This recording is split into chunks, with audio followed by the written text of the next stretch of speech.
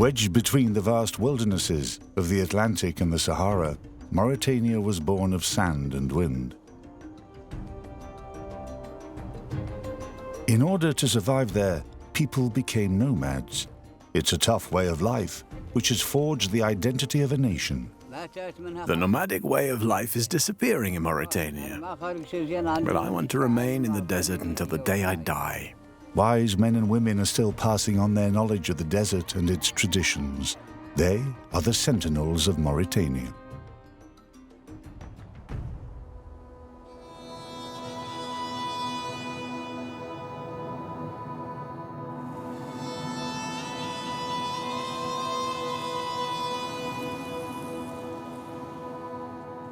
Times have changed, and nomadism has almost disappeared.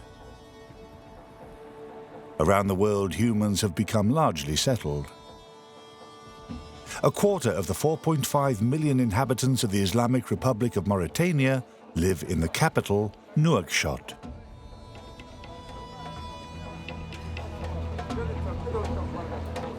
Nouakchott sprung out of nowhere, emerging from the sand in the 1950s to cater for French settlers.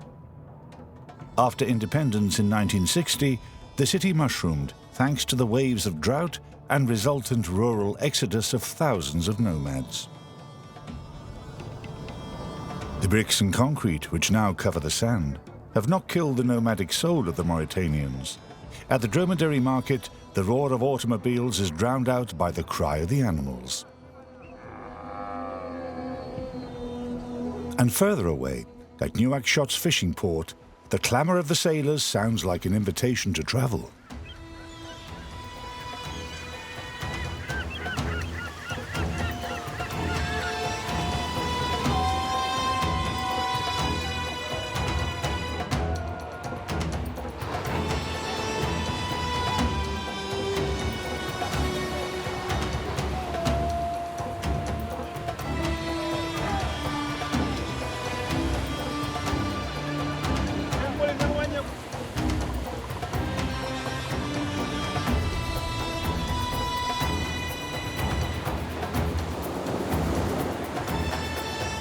Hamada, age 25, has no job or qualifications.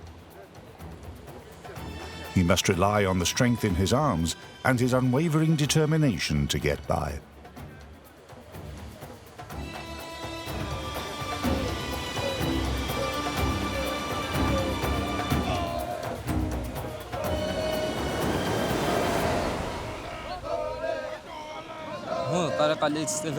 To make a living here, my technique is to go to meet the fishermen and to give them a helping hand in the hope that they will give me something in return.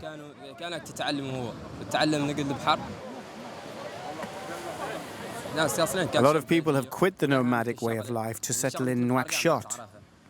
Very few people have any qualifications, and there's a lot of unemployment, so people look for odd jobs.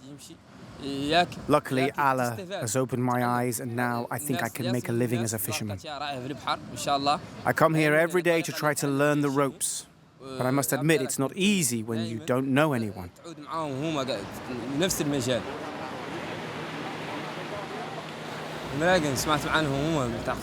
Someone told me about the Imrigan people.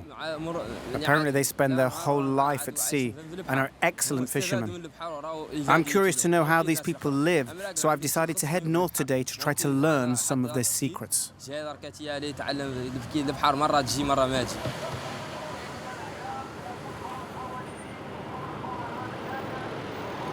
A nation imbued with the Muslim faith and the traditions of the desert. To understand what makes Mauritanians tick, you need to look to their history and geography. Situated in both North and West Africa, Mauritania is 3/4 desert and 1.5 times the size of France. Its population is a cross between local animist tribes, Muslim Berbers originally from North Africa, and Beni Hassan warriors who crossed the Sahara from Arabia. Most of that population, which is 99% Muslim, now lives on the Atlantic coast. North of Nouakchott, Covering an area of 12,000 square kilometers, the Banc National Park offers board and lodging to migratory birds.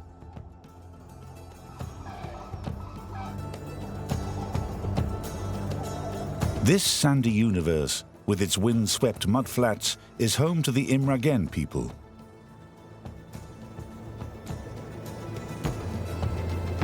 This strange society, geographically and culturally cut off from the rest of Mauritania, is based entirely around the sea. The Imragen people have become hardened sand sailors and understand the caprices of the Atlantic better than anyone.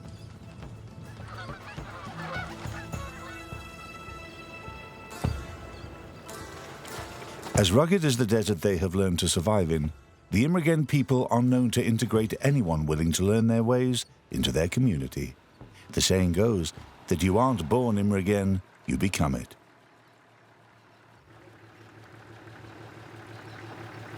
That means a chance for Hamada, our apprentice fisherman from Nouakchott, to learn a new profession.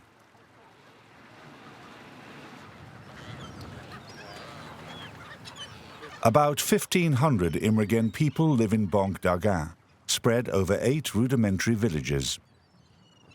Hamada has been told that the chief of Iwik village is an old fisherman called Noor.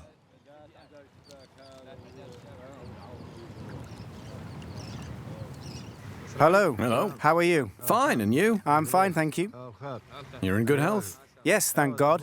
What are you doing here? Oh, I'd like to learn how to be a fisherman. You want to learn. We can't integrate you into our society without getting to know you first. You might be a thief, or you might have problems we don't know about. No, I have no problems. I just want to learn how to fish. I was told you're a good teacher and you have a lot of experience of the sea. All right. Teaching you is not a problem, but first we need to see how you fare at sea and if you're honest. I won't disappoint you.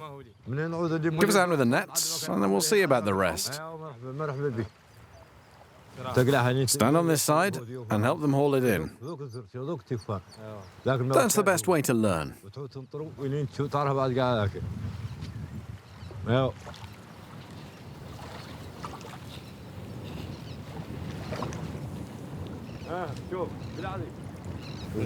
We need to finish hauling in the net. And then? After that, we load it onto the truck. Go on. Make sure it's properly untangled. Without any further formalities, Hamada joins the Imragen people, anxious to prove himself under the watchful eye of old Noor.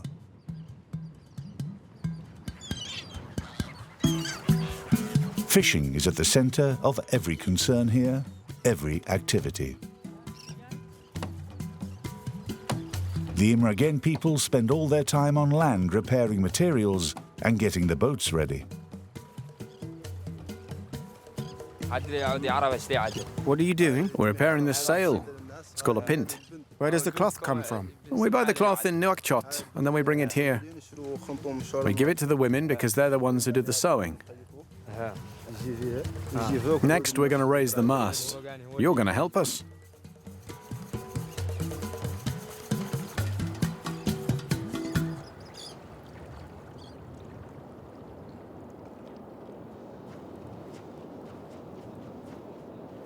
Noor has set up camp a few hundred meters from the village. He lives there with his 4 children and his wife, who is in charge of preparing the fish.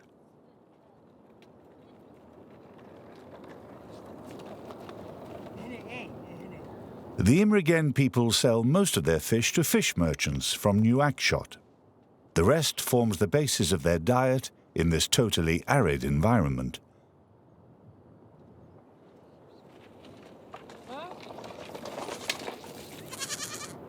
Welcome, Hamada. You can sleep in my tent for a while.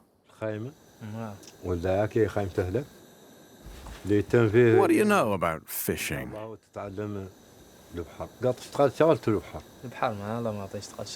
I've never been allowed on board a boat. Haven't been to sea yet. All right, let's start with that. God willing, tomorrow you will set sail with Salek. He'll show you a few navigation techniques. Is Salek the skipper? Yeah, he's in charge of the crew. He's also my nephew. If you get on okay, he'll teach you other things afterwards. God willing.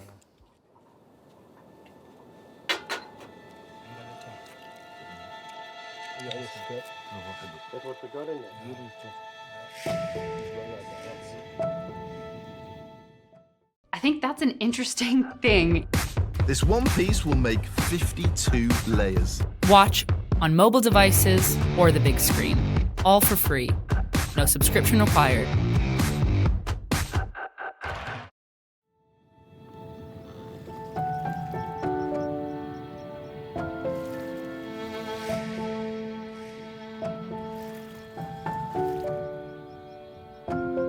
Noor owns 2 large sailing boats.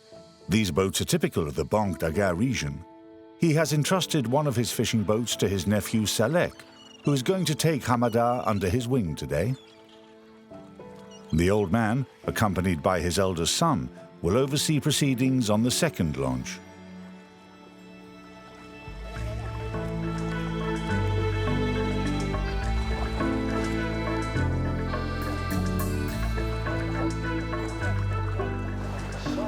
We need to straighten up the mast.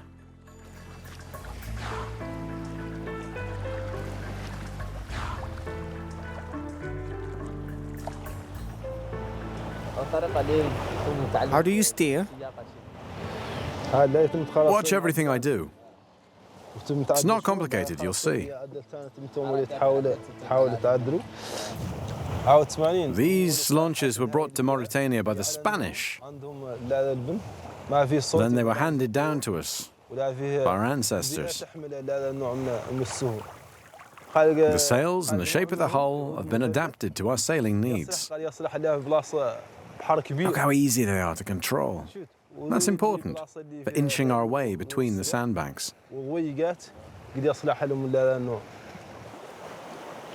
Come closer. And take that. Push it towards me. That's good. Look straight ahead. Now put the tiller in the middle. Pull it towards you. Can you feel how the wind direction's changed? Now it's coming from the other side. So push it towards me. Try to follow the launch in front.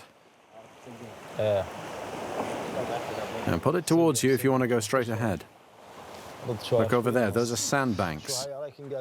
You would definitely get stranded on them. You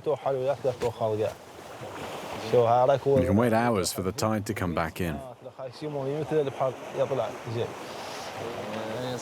So those are the famous sandbanks. Straighten up the tiller.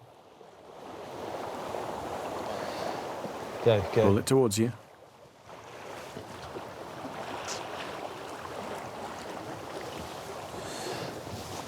Right, wait. I'm going to need to take over here.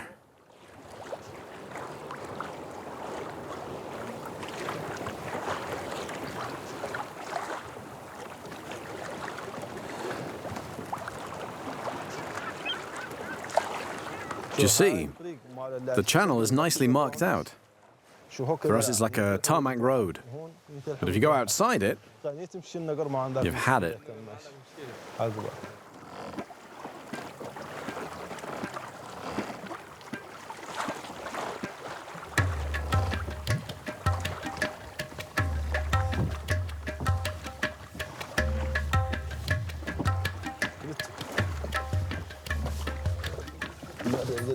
Hamada, don't just sit there doing nothing. Go up front and haul in the nets. Go on, haul it in. Hamada, try to pull more evenly. You're here to work. Untangle it as you pull. What sort of fish is that? That's tuna. That too. Today's been a good day. We've caught a lot of fish. We've nearly hauled in the whole net. Hamada, you've worked hard today. What length of net have we hauled in? The net's 150 meters long. Put the fish in the hold.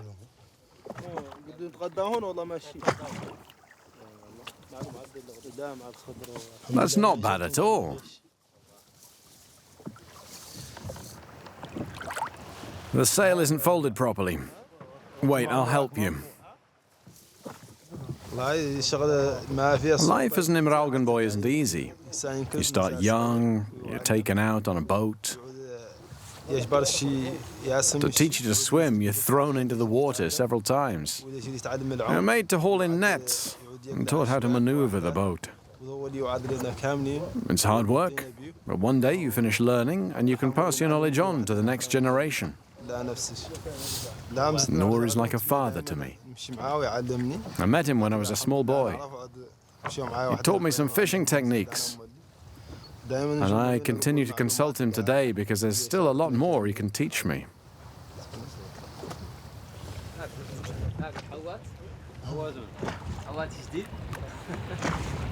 Who's this young man? It's me, Hamada, the star fisherman. He's still got a lot to learn. Don't throw me in the sea yet. I can't swim. Give me a bit more time.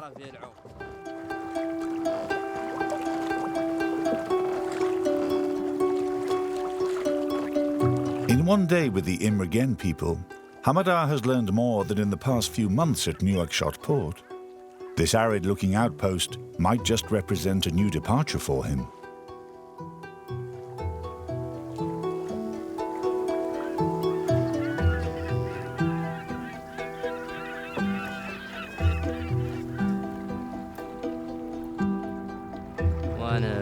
I've been very touched by the warm welcome the Imrigen people have extended to me. They've opened their doors to me and agreed to teach me their skills, which might allow me to make a living. So I'm going to stay here for a while. Why not? It might change the course of my life.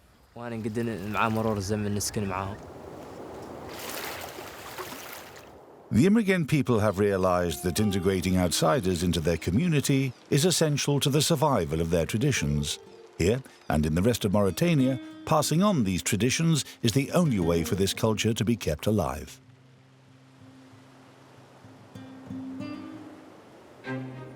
As you travel inland to the east, the Atlantic coastline gives way to sandy plains and mountain ranges. In the center of the country is the Adrar region, a stony landscape dotted with the odd oasis, providing stopovers for Mauritania's last nomads.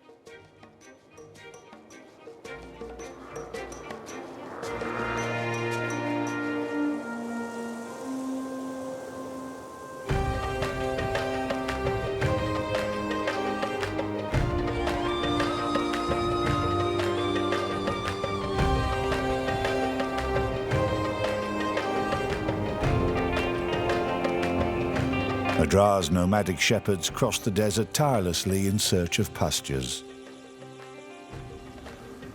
The goats and dromedaries they breed for meat and milk are their only currency.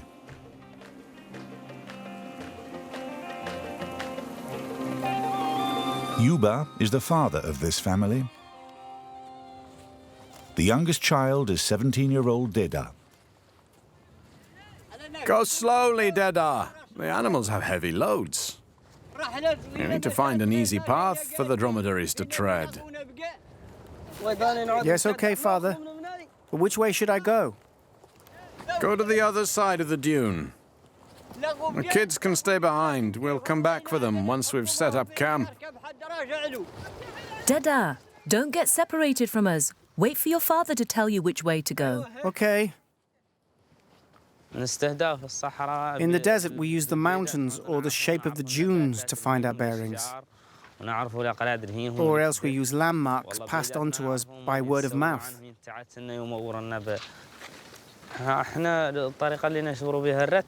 I only know where the good pastures are and the watering places because my father has given me a map. But the map isn't written down on paper. It's in my head.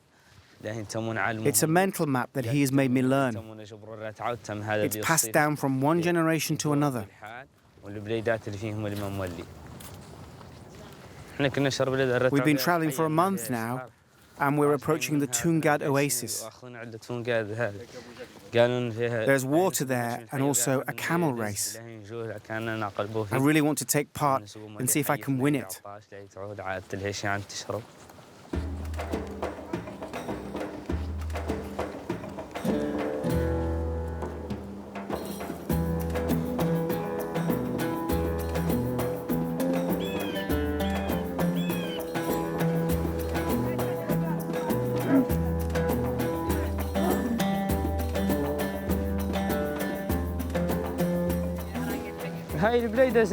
This is a good spot.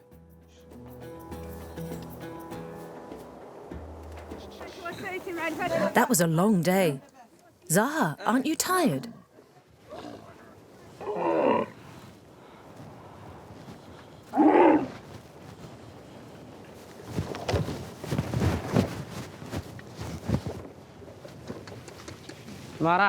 When we get to a camp, first we unload the dromedaries, then we find some ground for them to graze on and tie them up. Next we light a fire, put up the tent and start preparing dinner. Careful, Father. Don't approach the dromedary from behind, he'll kick you. Tie the dromedaries up quite tight, otherwise they might wander off too far.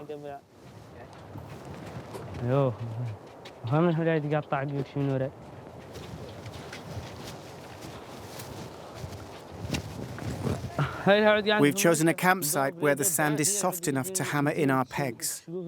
Also one which is nicely sheltered from the wind. Hurry up and light the fire. I want my cup of tea. Come on.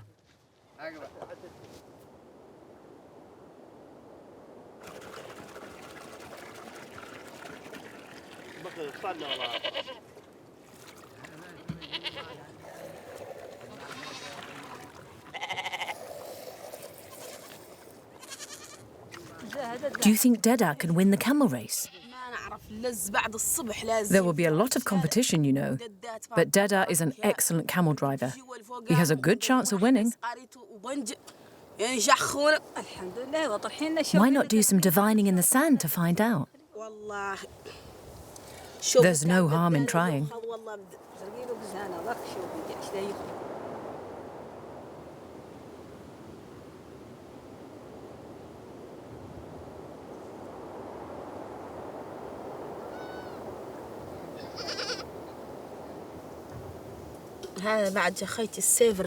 I can see a yellow dromedary, and it's going to overtake Deda. What are you talking about? No. I think Deda is going to come second. You listen to me. My Deda is going to come first, number one. No one can beat him. My son is the best camel driver. No, Mother. Deda is going to come second, not first. We'll see about that. We'll see. You've spoiled Deda rotten. You won't even let him ride his dromedaries. Is that what you think? I'm telling you, he could wrestle a dromedary to the ground. Causing a dromedary to drop to the ground by pulling its tail is a way for young nomads like Deda to prove their strength and courage. It's a rite of passage to adulthood that looks a bit like a desert rodeo. Go on, Deda! Catch it! Catch it!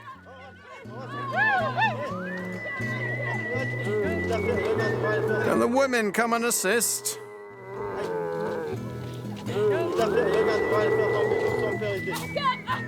That's it! Catch it and hold on tight! Well done, son! That's enough. I'm going to tie it up again. But Deda! Go on, Deda, you can do it. I'm not moving. May Allah grant you a long life. Everyone is waiting. This is a test for you. No, I can't do it. I don't want to.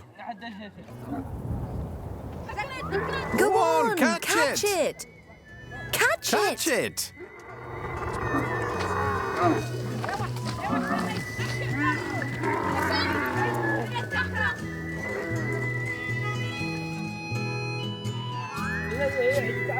Stop!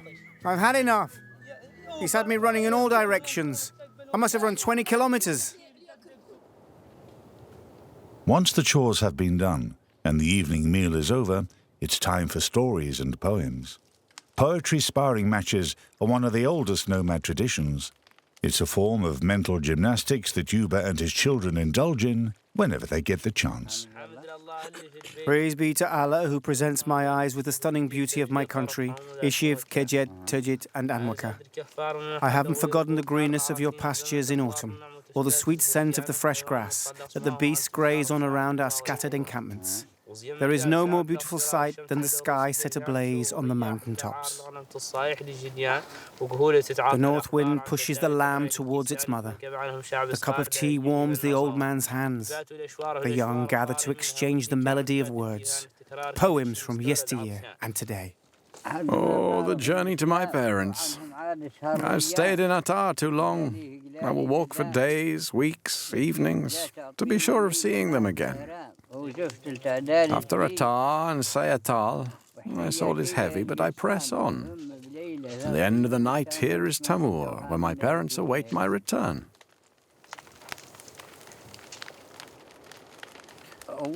Popular poetry occupies a big place in our traditions.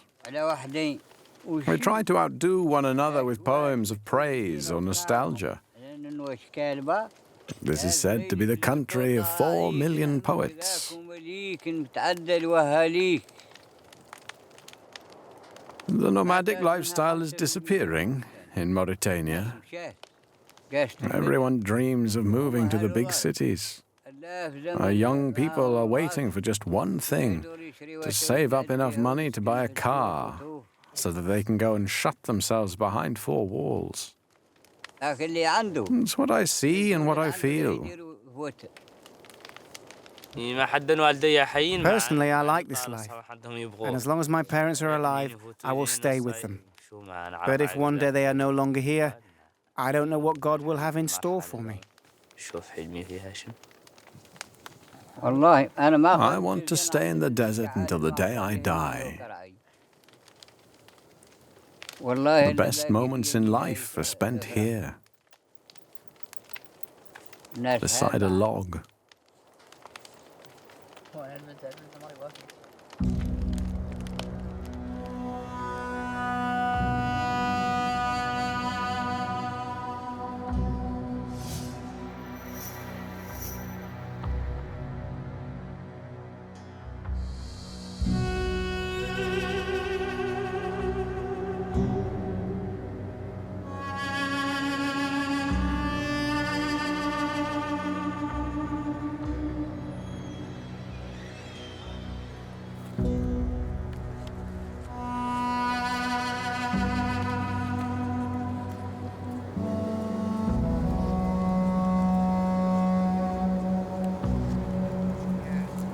Tejit, Timinit, Maiden, Agmamin. All these names recited by the nomads in their poetry correspond to places. It's a list of oases that they memorize like a map leading to the one treasure to be found in the desert, water. Tungad is one of the biggest palm grove oases on the Adrar Plateau.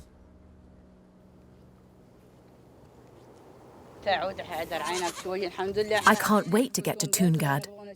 We'll be able to buy millet and seeds. We need to stock up. First, we'll give the animals a drink and replenish our water supplies.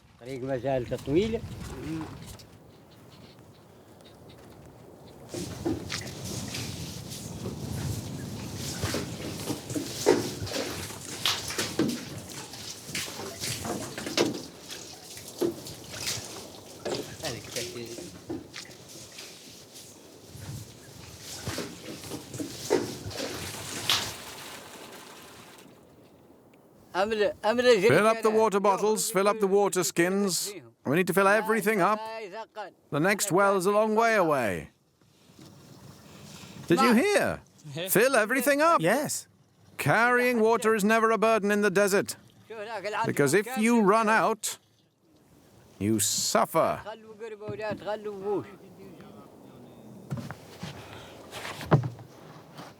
If you've finished filling those up, go to the village to sell a sheep. I need money to buy provisions.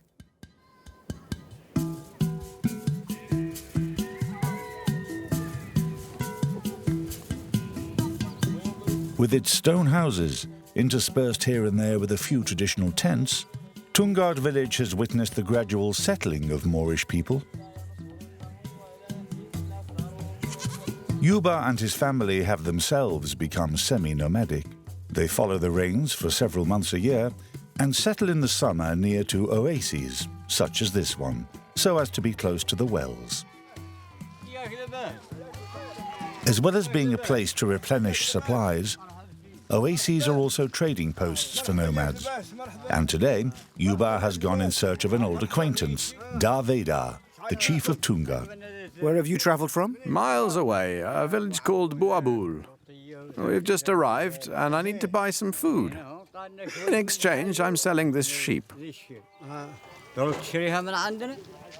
give you 14,000 for it. Well, that's out of the question. How much will you sell it for me then? Are you kidding me? Tell me how much then. Well, you're no longer my friend. All right, I get it.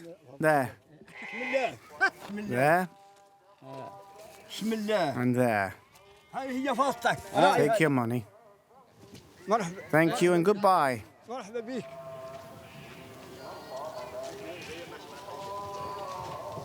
Daveda, the chief of Toungard, is also a farmer.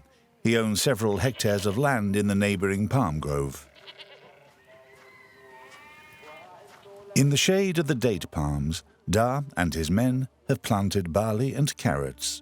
It's an island of green in the middle of the sand.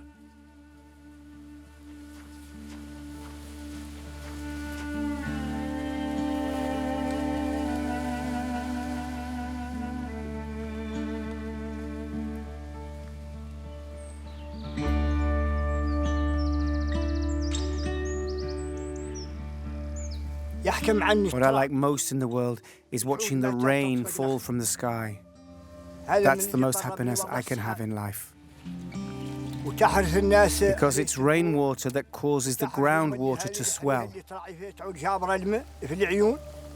And that water supply allows us to water our plants and keeps the oasis alive.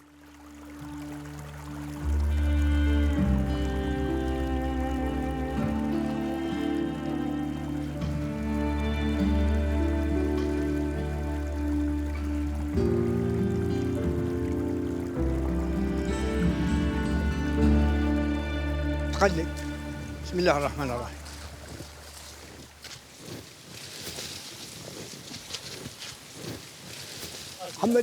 Mohammed Lemin, are you all right up there? The climb's not too difficult. No, it's fine.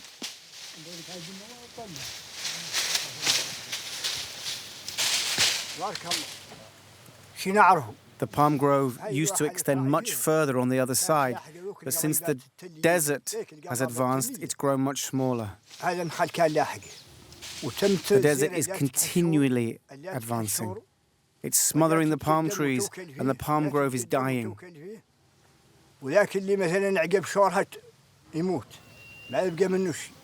We're trying to find solutions to halt the dunes by planting trees. That has curbed the advance of the desert a bit.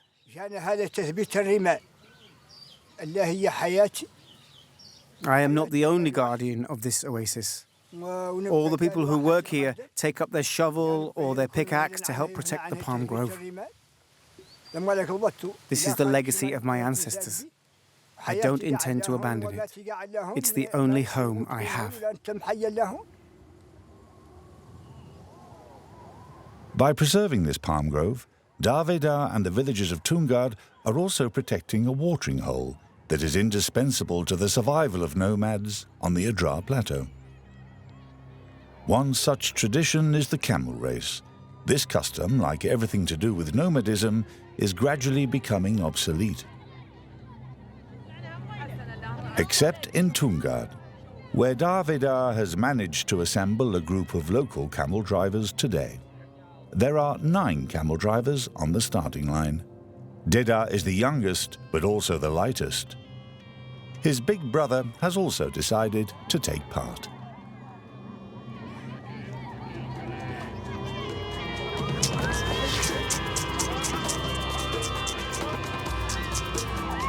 Dedar and his brother are well placed. They help one another and zigzag in and out to close the gap on their competitors.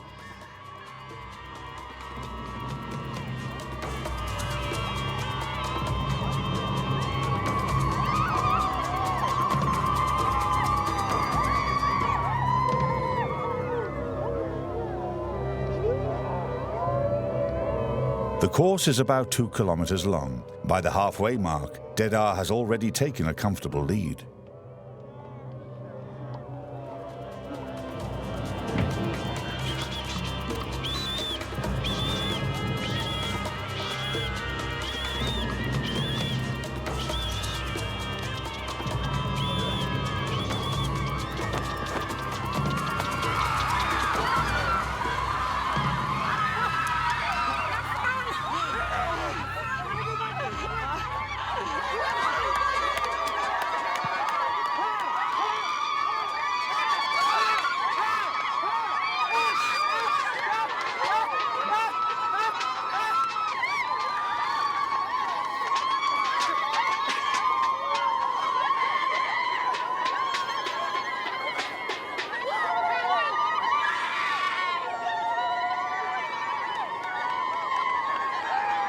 All is well, Father. All is well.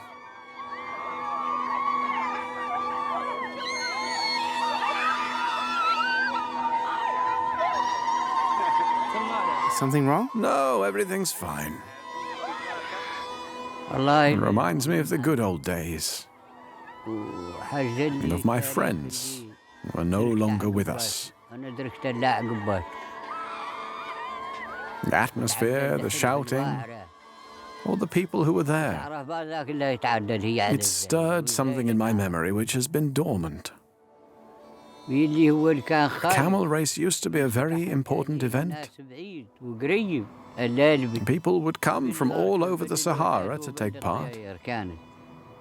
Things are not what they used to be. Sadly, cars have replaced the dromedaries. I'm very proud of my son.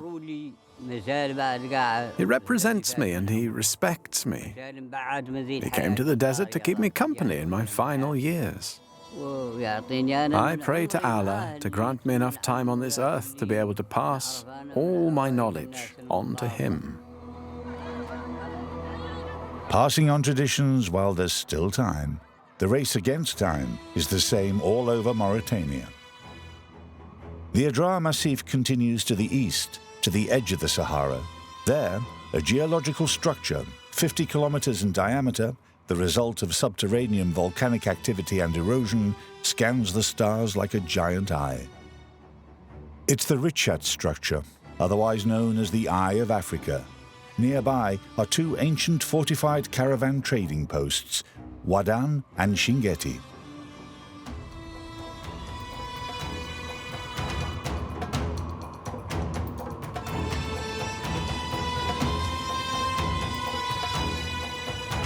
Founded in the 13th century, the fortified town of Shingeti was a commercial crossroads between North Africa and sub-Saharan Africa. This desert metropolis was the 7th holy city of Islam and a symbol of the Sahara's nomadic culture.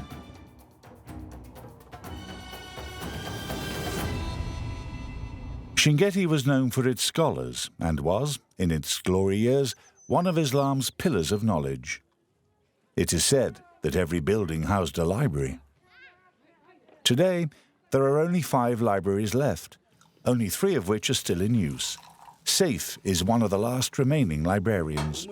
Did you know that it was distant cousins of our family who introduced tea to Mauritania? People didn't used to drink tea. They infused roots. Herbal tea? Yeah, they drank herbal tea.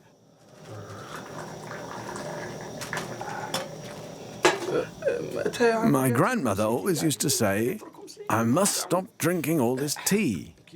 But the problem is, as soon as you've washed your face in the morning, you fancy a cup of tea. When it gets to midday, tea is a must. And after lunch, well, if you don't drink tea, it's as if you haven't had lunch. Tea at 4 o'clock in the middle of the afternoon is another must. And at night you need a cup of tea too. So, of course, she didn't manage to cut down at all. Just like every morning, Saif is getting ready to go to work in the family library. But today is a special day. His nephew Mohammed is starting work alongside him as a librarian's apprentice.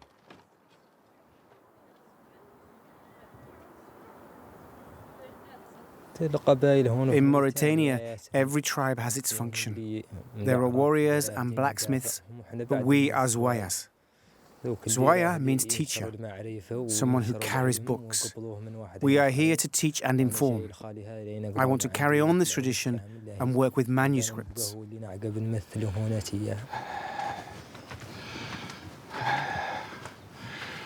Here we are at last. This is the library door. I'll show you how to open it. Look at that.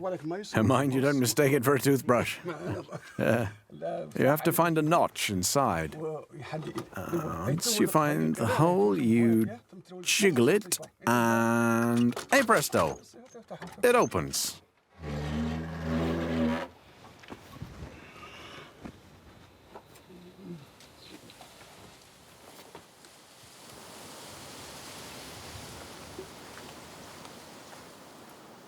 I'm not immortal.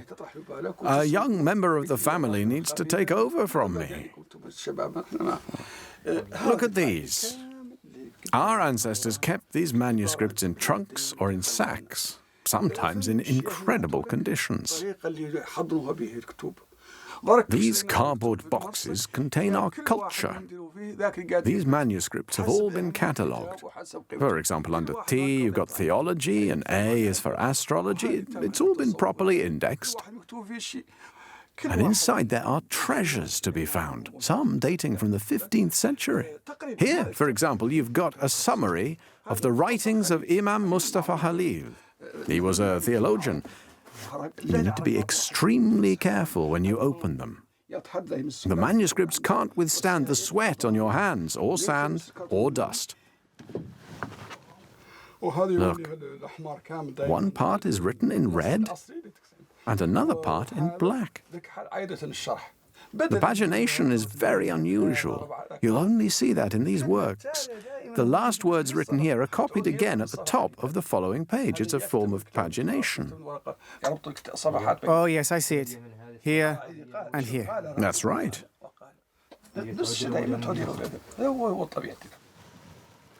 Follow me. I'm going to show you some others in broad daylight.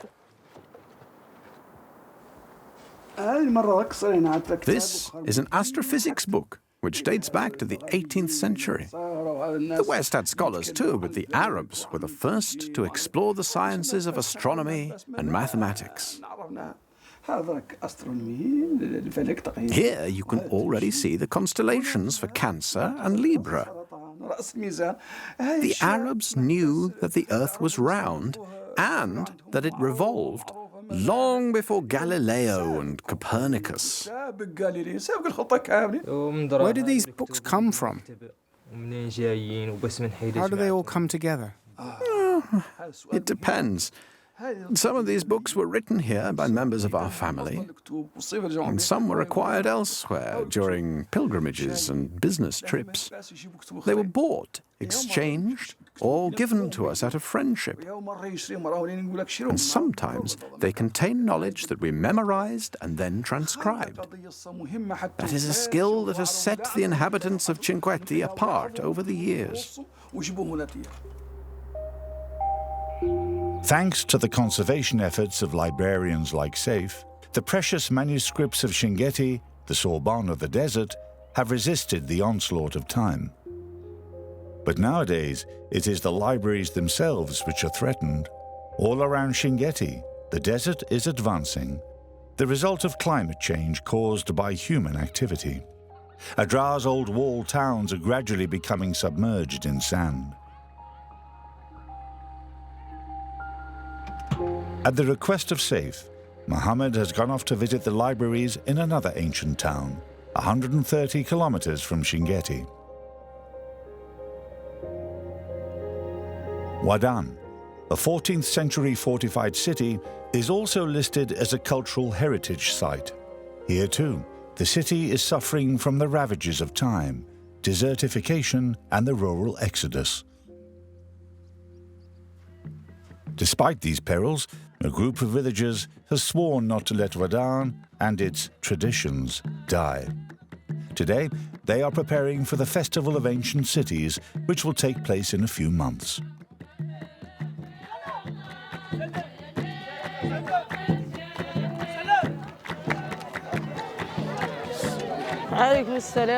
Hello. Welcome. Saif told me you were coming. Come and join us.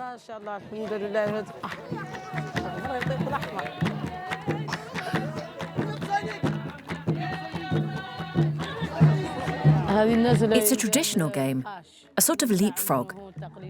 When they pass from childhood to adulthood, the young must try to find a place for themselves in society. The weakest will suffer at the hands of the strongest. They will be beaten and jumped over. It's almost a test for them.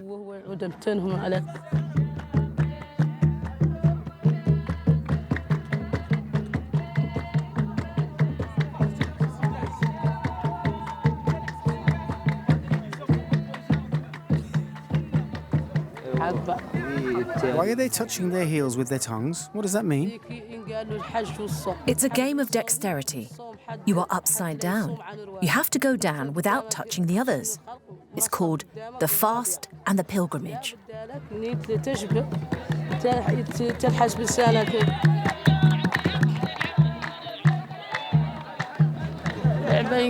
that? This game is called the Jumping Virgins. You need to be very strong to support the weight of the others. If one person collapses, the whole team loses.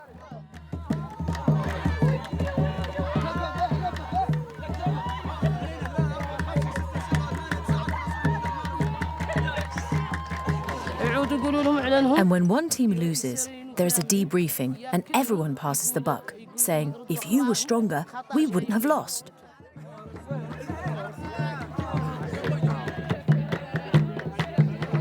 Now it's the tug-of-war. Are you playing? Yes, I'm going to have a go. Go on then. Go and defend Shingeti's honor.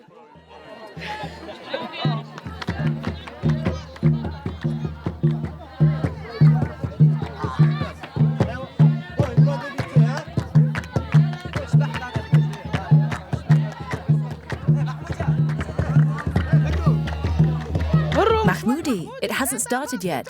Don't start pulling yet.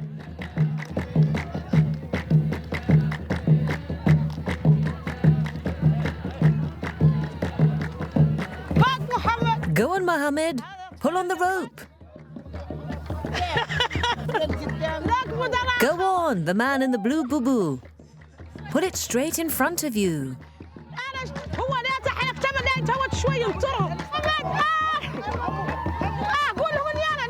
Go on, pull.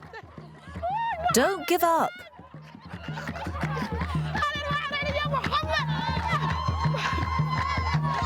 Go on, pull. Don't give up.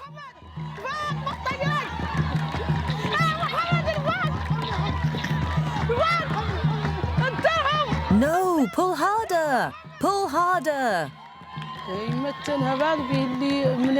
It makes me laugh because Mohammed, who has travelled a long way to see us, is getting beaten like everyone else. He should take it as a welcoming gesture. It's our way of saying, you are one of us. It's what you might call tough love. It makes me very happy to see a young man like him show an interest in tradition and culture and these manuscripts. I'm comforted by the fact that they won't disappear, because the young are there to take responsibility for this heritage, this treasure, which has existed since the dawn of time.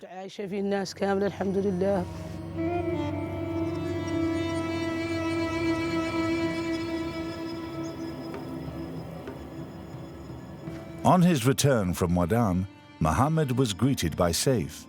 The old librarian wanted to take his apprentice to the big dune, which overlooks the surrounding area.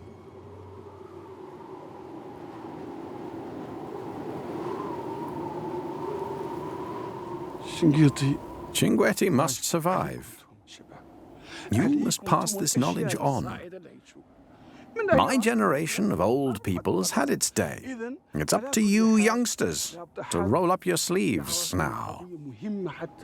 Bear in mind that you are defending the legacy of your forefathers, and that without you, it will soon disappear. It is all down to you, and you alone.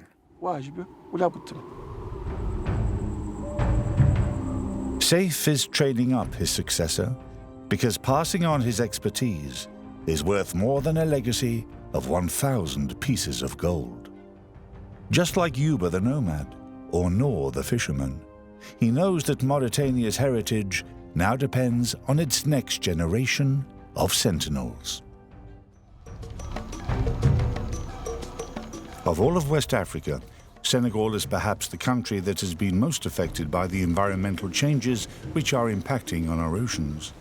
Subjected to the wrath Mother Nature is unleashing on us, the seafaring people have a dilemma to face. Should they take to the open seas or stay put? Why go and kill yourself looking for work elsewhere? Wherever there is water, sunshine, and the strength to work, there is a chance for development. From the meandering Saloum River to the banks of the Pink Lake, armed only with their courage, these men and women are fighting to protect their homeland. They are the sentinels of Senegal.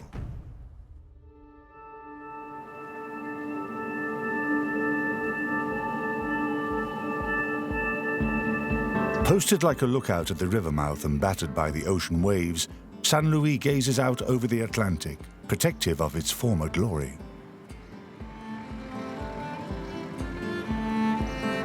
Fighter Bridge, built at the end of the 19th century, bears witness to a time when Saint Louis reigned over the African colonies.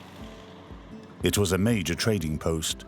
Gum Arabic passed through here in transit before being shipped to Europe. When Senegal gained independence in 1960, Dakar became the capital, and the island of Saint Louis gradually fell into a state of slumber.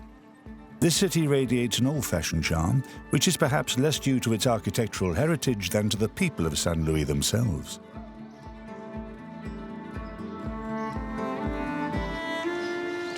Put some grease on it, some oil, and clean it. Meissafal is 54. Assisted by his son Petit Jean, he runs a bicycle repair shop in Saint Louis. You need to have a love of cleaning bicycles. It's important to love what you do. That's why you need to caress them. If you caress them, you'll end up loving them. You must love what you do. It's part of the job. Yeah.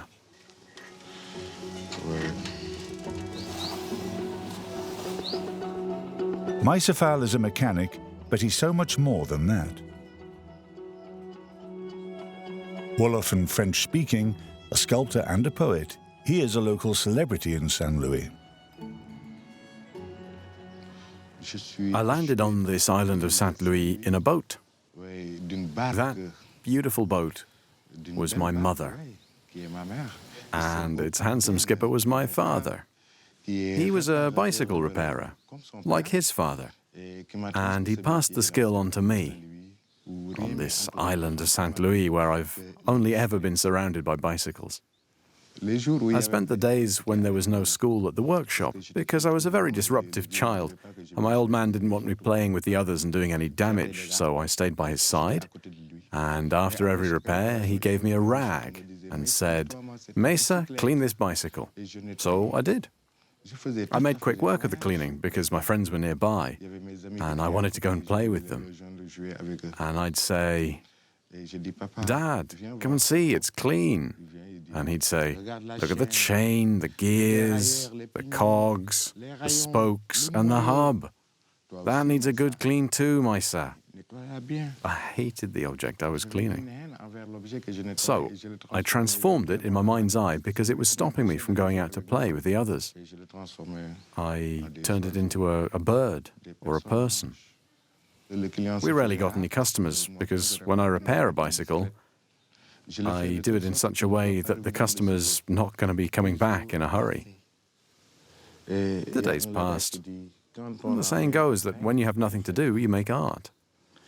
Since I had stored up all those images in my head from when I was a little kid, I thought, why not do something with them? And that is how it started.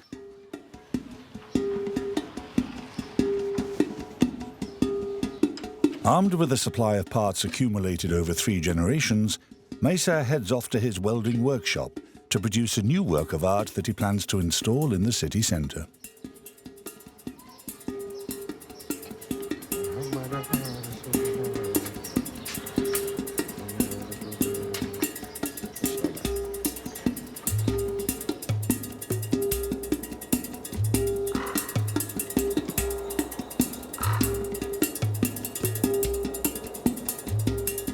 In Saint Louis, there is the river, the sea, the buildings, and the people.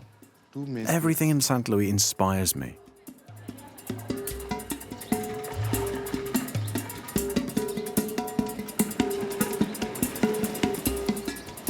Saint Louis' heritage is at risk because there's an anarchy here. People are building any old how. A lot of houses have been abandoned because their owners are now in Dakar. But thankfully, there are buildings such as the Photography Museum, which have been nicely renovated. Yeah, it's a very pretty building. I love these red bricks. They were made in Nouakchott. There was a kiln there where they made these bricks. Then they were transported here by boat. They were brought here to build these beautiful houses. This is an example of how, if the houses are renovated nicely like this one, the town would regain its splendor of old.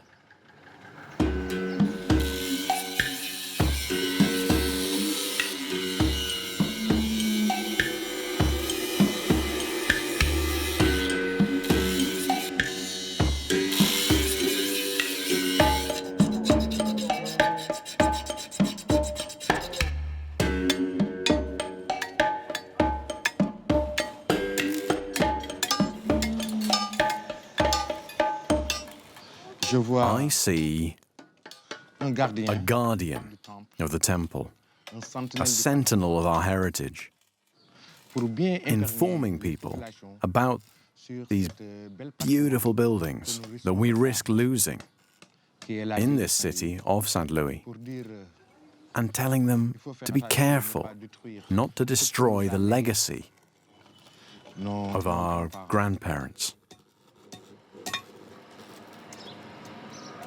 The beautiful city of Saint Louis has 2 faces. On its island, situated in the middle of the Senegal River, the old colonial town dreams of its former glory.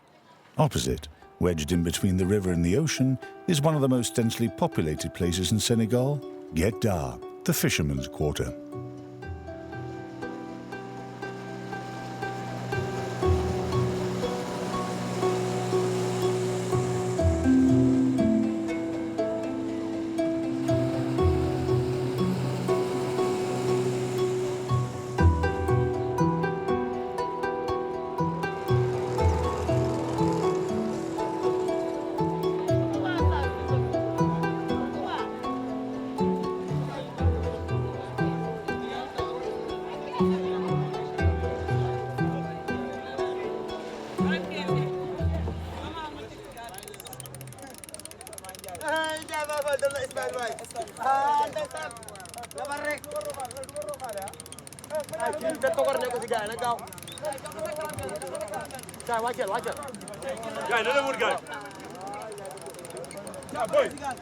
Get down if you're finished. Push it. Push it into the water.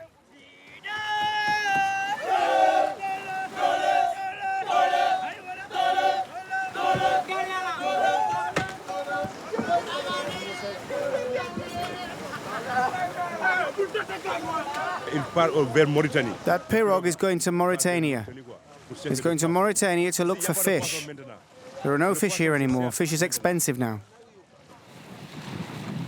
At the shipyard in Gedda, Mr. Diop is hard at work. Since retiring, this former fisherman has branched out into decorating pirogues.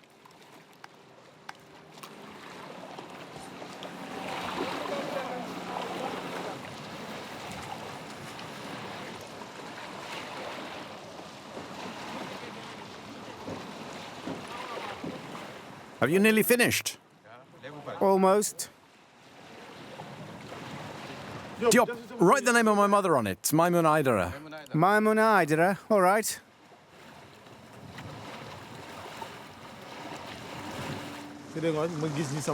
Whenever I've named a boat after my mother, it's brought me luck, and I've had good catches. I've called all my boats Maimun Aidara ever since. I've just come back from Mauritania, where the fishing boats are all painted specific colours. All the pirogues are brown there. But I'm back now, and tomorrow I'm going fishing. So I'm getting my boat repainted with the colours from home.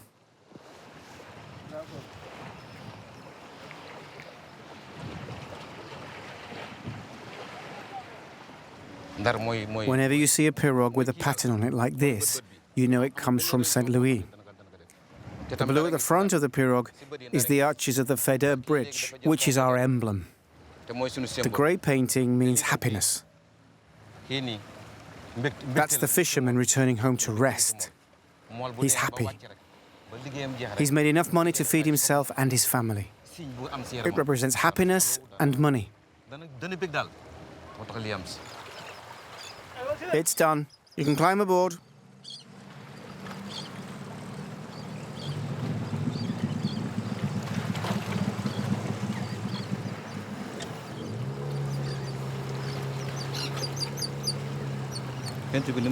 When I've finished the job, I like to see the reaction of the owner, to find out whether he's happy with my work. That gives me pleasure. Then I know I've done a good job. There are lots of motifs that are specific to St. Louis. I'm keeping the tradition alive, just as our ancestors did. But unfortunately, there's a lot less work now than there used to be. I was born here, and when I was a child, the river was my playground. There used to be a big gap between the river and the sea. It took ages to cross Gouet-Neda on foot. But today the sea is advancing fast and ravaging everything. When the sea destroys the fishermen's houses, they can't afford my services anymore. Mr. Diop has good reason to worry. Gedda and its inhabitants are seriously threatened by global warming and the inexorable rise of the sea level.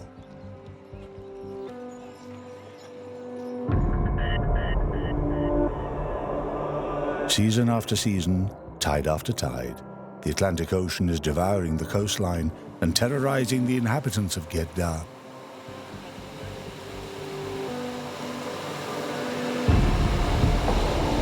Barely 3 months ago, the greedy waves carried away dozens more houses, leaving their inhabitants distraught and homeless. Every year, the Atlantic Ocean becomes more voracious, and human endeavors to save the area don't stand a chance.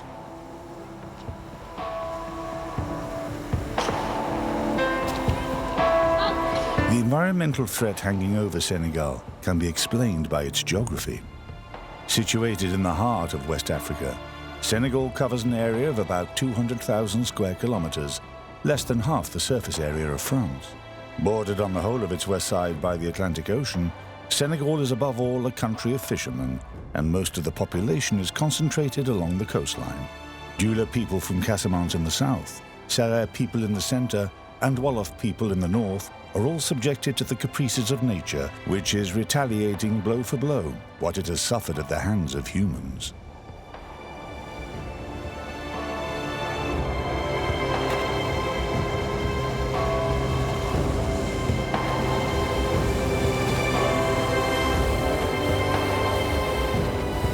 On board Maimuna Aidara, Pap Lamine and his son are heading out to haul in the nets, like they do every day.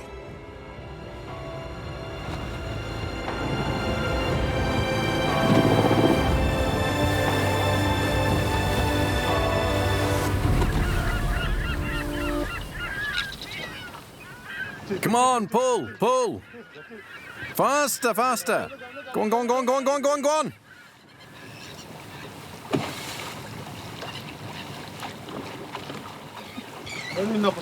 We're fishing for sole. Sole is pretty much all there is at the moment. But it's not a good catch. We should have landed more fish than that. I've been fishing since 1982. And my son was practically born at sea.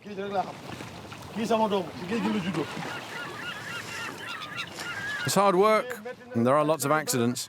It's not easy working here. The sea's becoming more and more violent.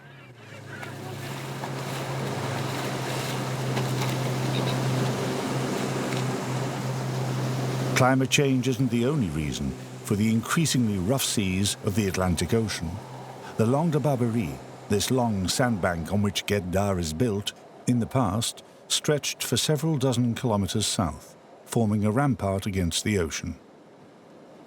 But in 2003, to protect Saint Louis from flooding from the Senegal River, the authorities dug a 4-meter-wide breach in the sandbank, unintentionally opening up the Pandora's box.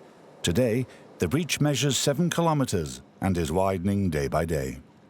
This environmental disaster has proved to be a life sentence for Paplamin's village, situated opposite. The same tidal wave that carried away part of Guet-Dar also devastated his house. Ever since, Pap and the 22 people who depend on him have been camping in his garden. It was sunset. A wave came and destroyed the wall. It swept through the house and destroyed all the rooms. There was nothing we could do. We had to leave. We were lent another house. All the neighbors came to help us get our things out. Very difficult time for us. These freak waves started coming last year. The sea destroyed our house the first time. We rebuilt it, then it happened again this year. I'm very worried, because if it happens again, we won't be able to carry on repairing the house forever. Every evening at 7 o'clock, we move out. We don't sleep here anymore, because we're too scared of the sea. Tonight, like every other night, Paplamin and his family are leaving their house to go and spend the night with friends far away from the coast.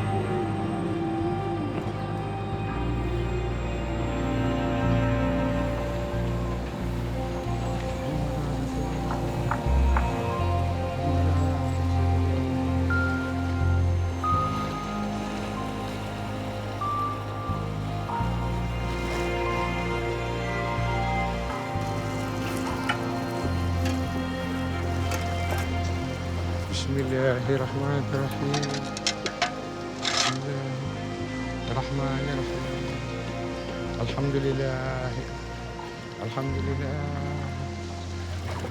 محمد رسول الله محمد رسول الله محمد رسول الله محمد رسول الله محمد رسول الله محمد رسول الله لا إله إلا الله.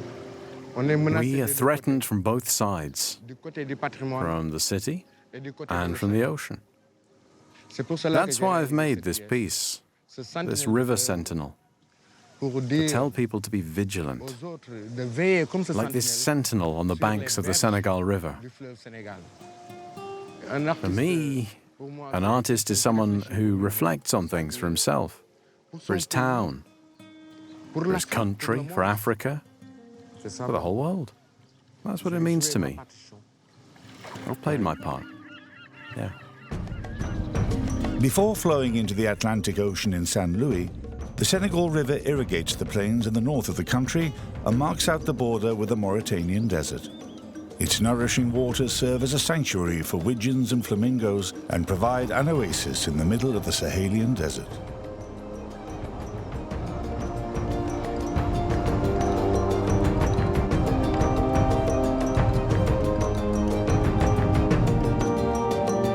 Saint Louis and the river mouth mark the northern limit of the Grande Côte.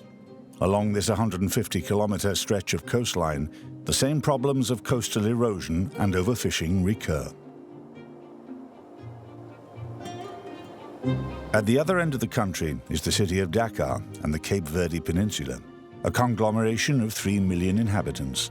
That's a lot of mouths to feed for the men and women of Kayar, Senegal's largest fishing port.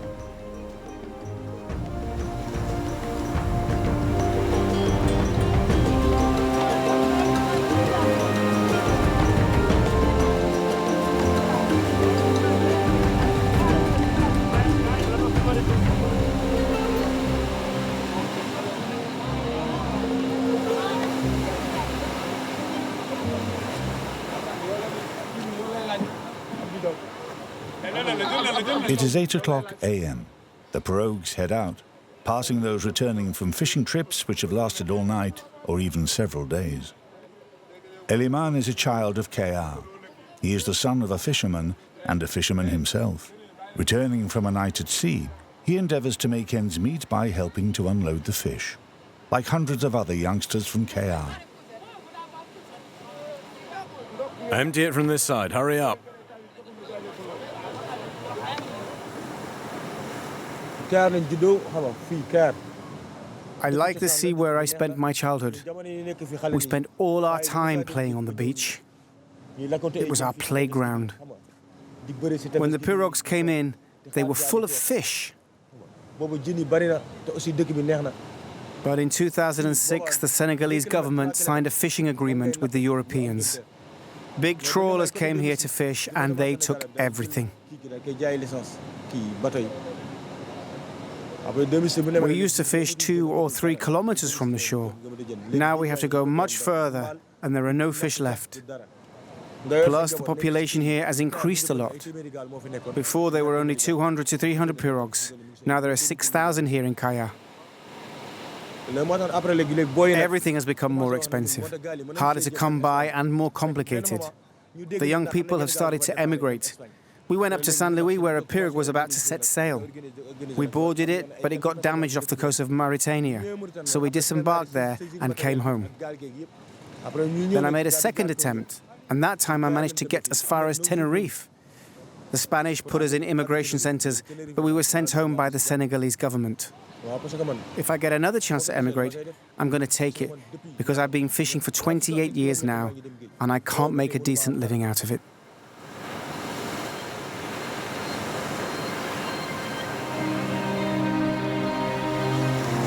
An ocean which no longer nourishes people, but which people brave because it brings hope of a better life. Every year, hundreds more join the exodus. They leave Kayar, risking their lives to see what lies on the other side of the horizon.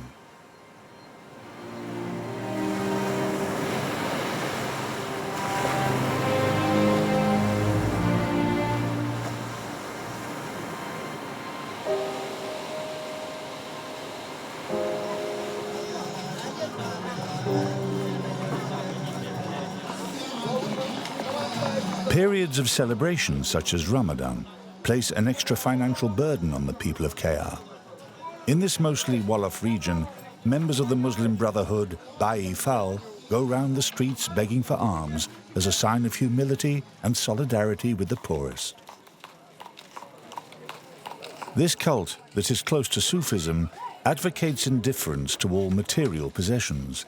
A Bayi Fal ceremony is organized every Thursday at Eliman's house. Hello everyone, how are you? Abdullah?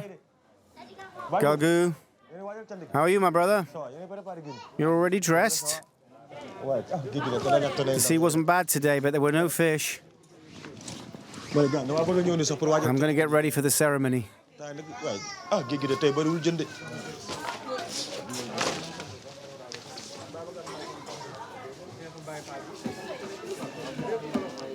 After his second attempt to emigrate, Eliman's wife left with his 2 children.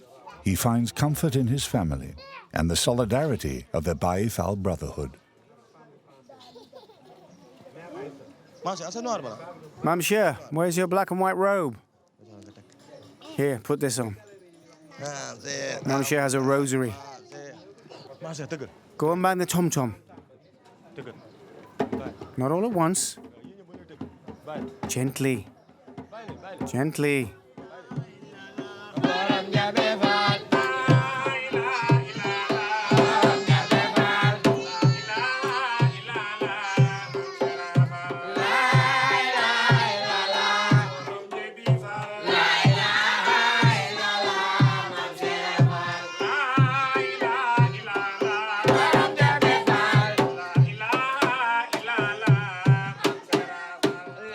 Being Baifal gives me a certain sense of well-being. I'm happy to be Baifal. Being Baifal means I can put up with a lot. It teaches you patience. Being Baifal means being tolerant. We don't have much, but we try to be happy with what we have. It's another dimension to life.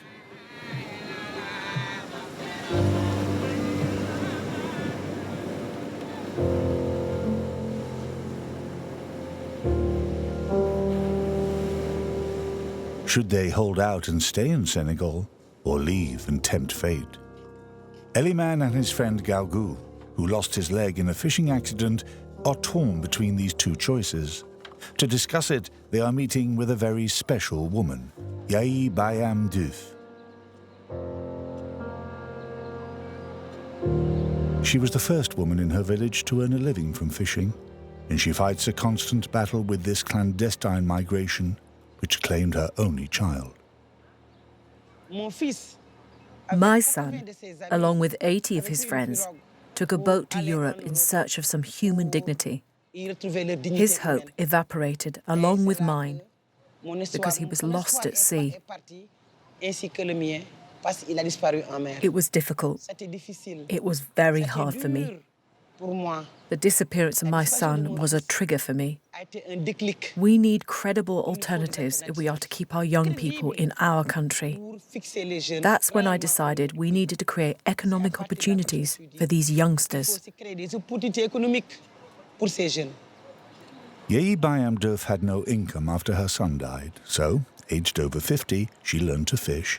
She then went on to set up a fish farm. Today, she employs young people and teaches them about sustainable fishing. Hello, everyone. How are you, madam? Well, thanks. What's your name? Yayi Bayam Diouf. I'm from Thierry-sur-Mer. Oh, yes, I've heard of you. You're like a big sister to us, and that's a really good thing. People say that what leads you into the darkness can also teach you how to come out the other side. Yes. I held a session to raise awareness in schools. I asked one pupil, "Do you know the sea they call the Mediterranean?" And he said, "Yes, that's where our parents go to die." Imagine a child growing up with such an idea that the Mediterranean is no longer a bridge between Africa and Europe, but rather a human cemetery. It's a tragedy, a real tragedy. We have to stop now and rethink things. We must believe in ourselves, in our country. Why risk death to seek work elsewhere? These people in Europe are not extraordinary. They are no cleverer than we are. They are just better organized. Look at all the fish processing plants here. They are all run by foreigners. We go out to sea and do all the hard work. We bring in our catch and then we flog it to them. They process it and export it. I bring back a product, but that's not enough. I need to add value to it so I can sell it for a higher price. Wherever there is water, sunshine, and the strength to work, there can be development. A dialogue has opened up between this woman, who brings a message of hope, and the fisherman, about the survival of the fishing industry in KR in this changing world. Rather than leave their country, lots of fishermen have chosen to migrate to the south and the Petite Côte, which starts in Dakar and extends as far as the Saloum River Delta. Beyond that, and up to the border with Gambia, never-ending ocean inlets wind their way inland.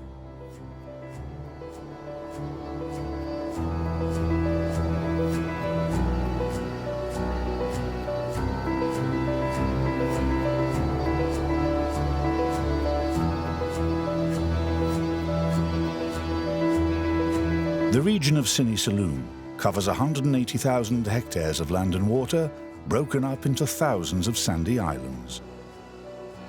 It's a maze of mangrove swamps and belongs. These meandering ocean inlets have for thousands of years been home to the Nyominke Serer people, otherwise known as the Serer Delta people.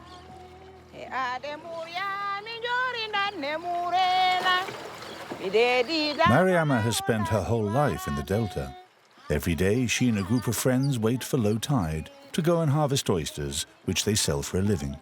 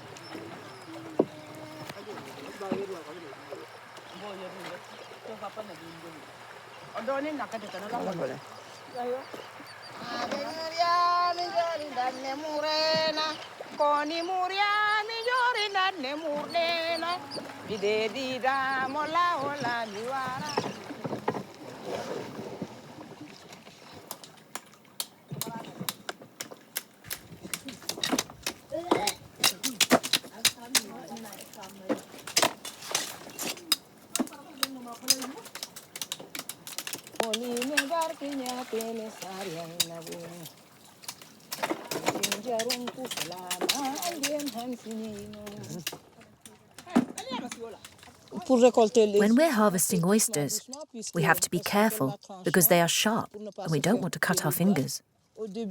We used to cut off the whole branch, but when you cut off the whole branch, there are no oysters left to reproduce.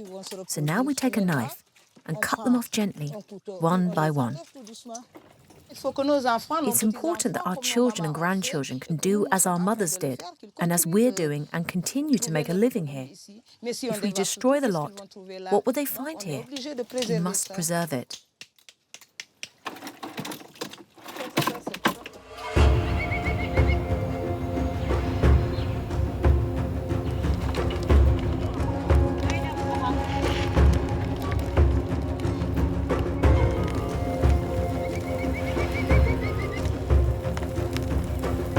Once they've been boiled, shucked and dried, the oysters will be consumed on the spot or sold at the market by Mariama's friends. For thousands of years, shellfish have been at the heart of Serer culture. Their consumption by dozens of consecutive generations and the tons of shells produced by these eating habits have led to a transformation of the landscape of the Saloum Delta.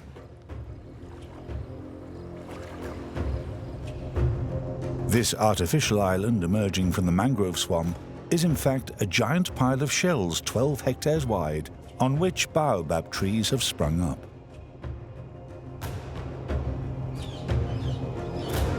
Piles of shells, such as this one, served as burial grounds for the Serer people up until the last century. Mariama comes here regularly to pray. This island has been here for thousands of years. It's a very important place in Serer culture. The reason all these shells are here is that the Delta people made a living from fishing for mussels, shellfish and oysters. There are also shells from the fruit of the baobab trees. All these shells served as burial mounds or tombs for our ancestors. All their possessions were placed in their tombs with them. They were buried with all their belongings. For example, their bracelets and pieces of pottery, sometimes even bones. This is where people come to pray for their ancestors. It's a religious place, a place of prayer. It's a very sacred place for us.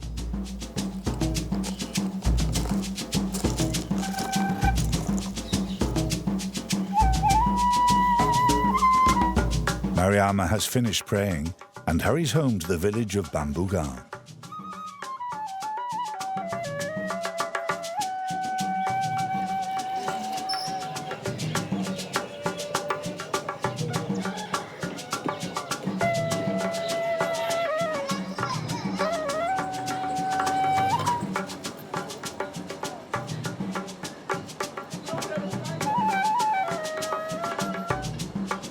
Mariama has invited her nephew Aliou over, together with his staff, his coach and his training partner.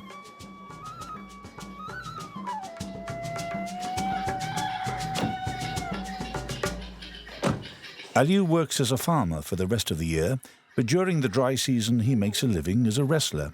He and his team cross the region, going from fight to fight, finding lodgings wherever they can.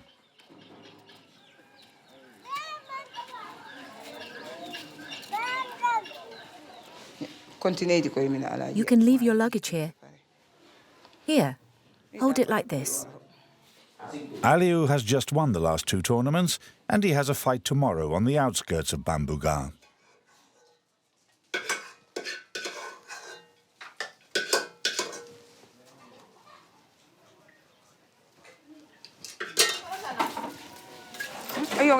Right, it's ready. I'll put that there. Mariama is married, but she has chosen to live alone with her children and grandchildren. It's an unusual situation in Serer society, where the men, many of whom are polygamous, are traditionally the head of the family. Lower your gaze in front of the adults and stop making a pig of yourself. Eat properly. My husband and his two wives live in their big house, but I live in my house. I'm unusual because I am submissive, but not overly submissive. How are you feeling about tomorrow's fight? I'm on form. God willing. I've done all I had to do. Do you plan to train on the day of the match? Yes, tomorrow I'll train before the match. I need to warm up my muscles. Otherwise, I'll make a wrong move. Small errors happen when you don't warm up properly.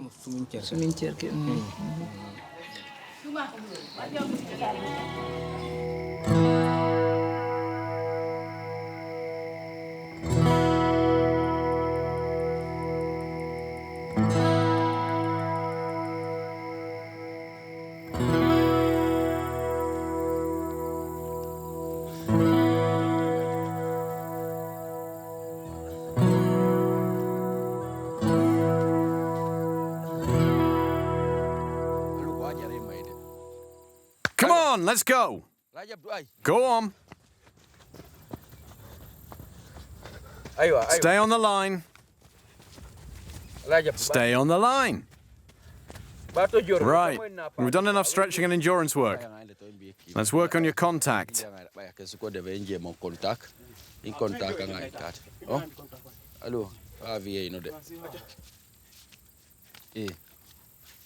Go on, pick up the pace.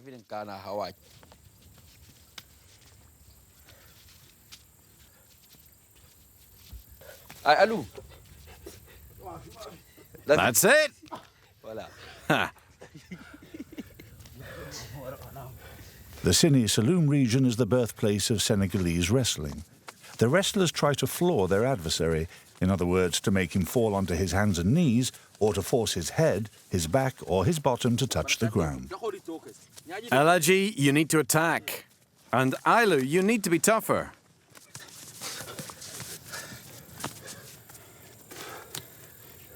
In traditional wrestling, blows are forbidden. What separates the wrestlers is strength, weight, and endurance.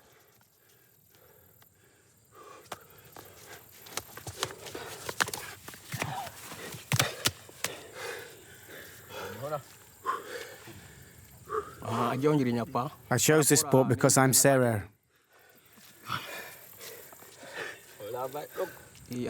Wrestling is in our tradition. That's why I started doing it, and I've made a success of it. That's important to me because I'm a father. You can win sacks of rice and money. I take all that home with me to help my family. I want to be a great champion. I think I have the size and the strength to be successful in the arena. It's my dream to become a professional Senegalese wrestler.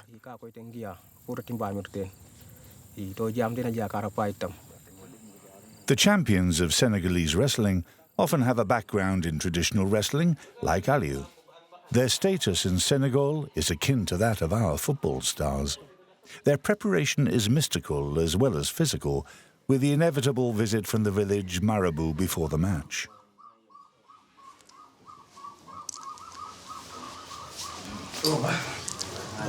Hello? Hello.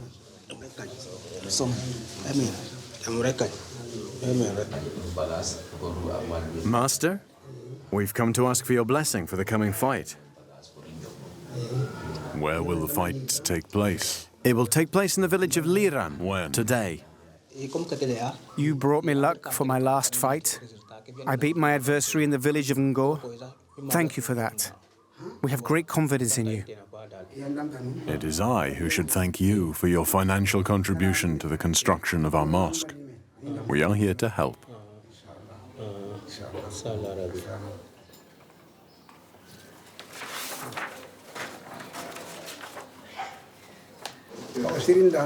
A marabout is someone who assists people with the help of the surah in the Quran. Aliou can't just go off and fight. He must be protected from bad luck. I'm going to pray for him and give him some purified water with the Quran. That will help him. I'm also going to give him some charms to make him stronger. The marabout has written down some surah and angels' names on a piece of paper. He then folds it to make a charm or talisman.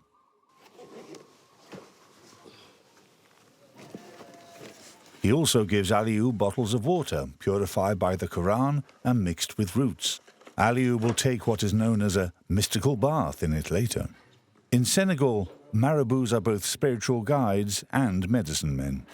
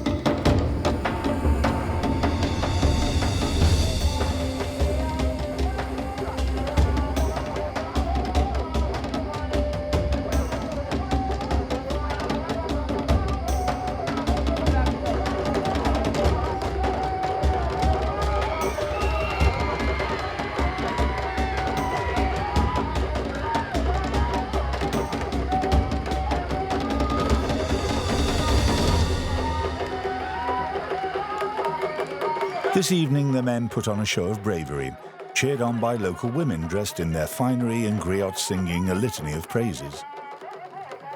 The fight started at around midnight. The final will be held at about 3 in the morning.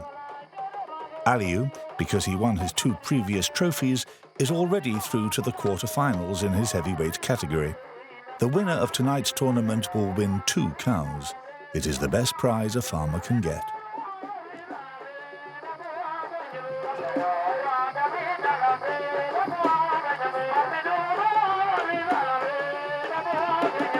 The fight can last for 2 rounds of 10 minutes and can go into extra time, after which it will be decided on points awarded by the referee.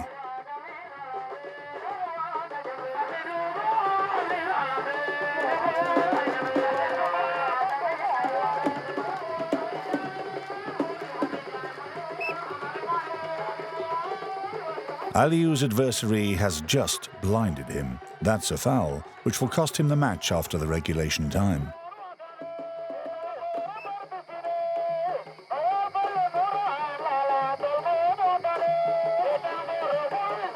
Aliou has won on points. That means he is through to the semi-finals and will be up against an adversary who is much heavier than him. A mountain of muscles in full mystical preparation mode.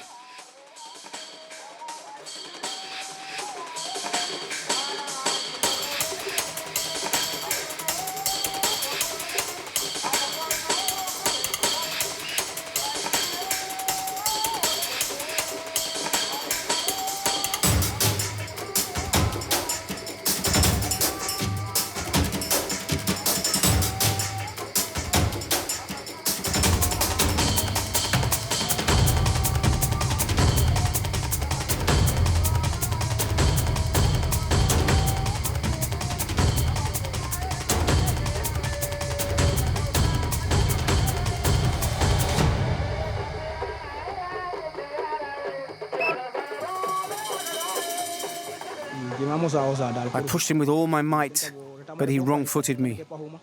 He toppled me thanks to his weight, and I fell to the ground. Obviously, it hurts to lose, but that's the law of sport. There has to be a winner and a loser. I'm going to carry on training. I'll carry on the fight.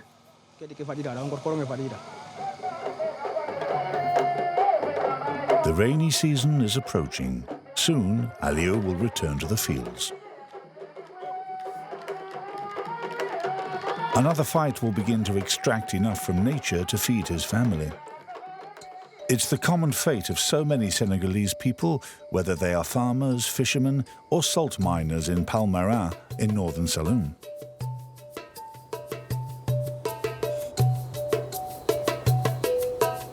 The changing colors are created by cyanobacteria, microscopic organisms which produce a pigment to help them survive the presence of salt. The biggest of these Senegalese salt mines is situated north of Dakar, Lake Retba, better known as Lac Rose or Pink Lake.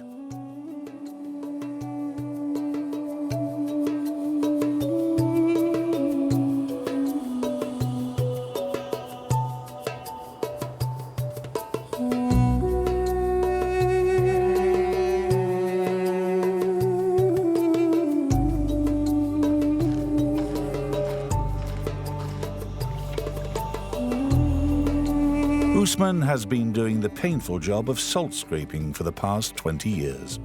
Every day, he goes out onto the lake to load up his boat, while his wife, helped by a friend, unloads the boat he filled up yesterday.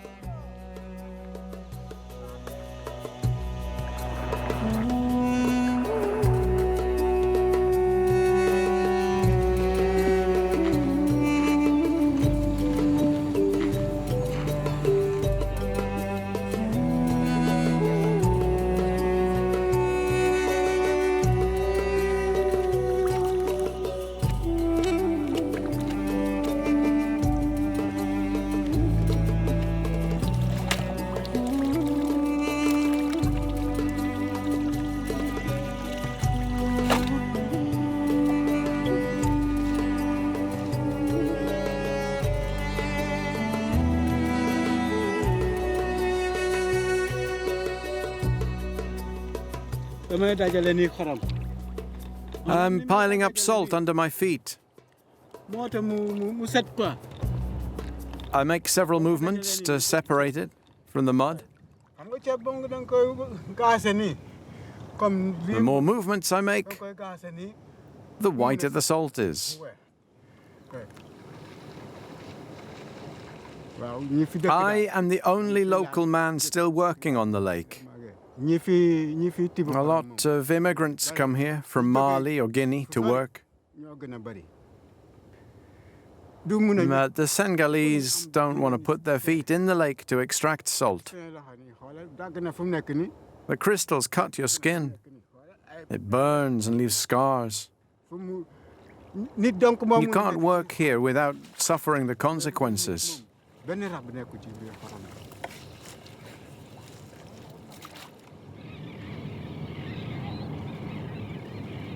The day seems interminable under the burning sun. Ousmane will carry on until he has filled his boat up to the waterline.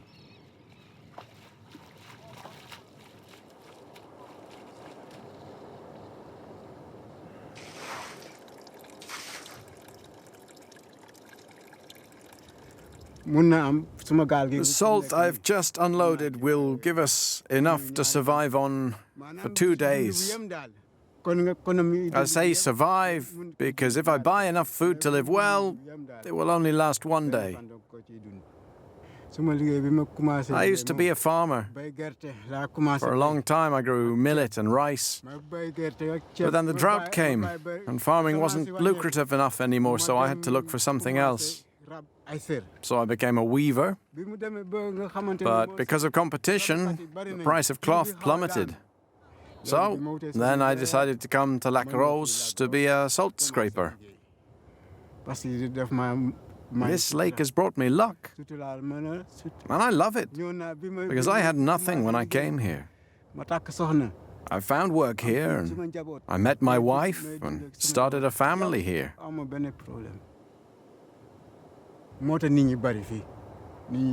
I've done many things in the past that haven't always worked out, but this place has allowed me to earn a living. Usman goes home to his wife and children.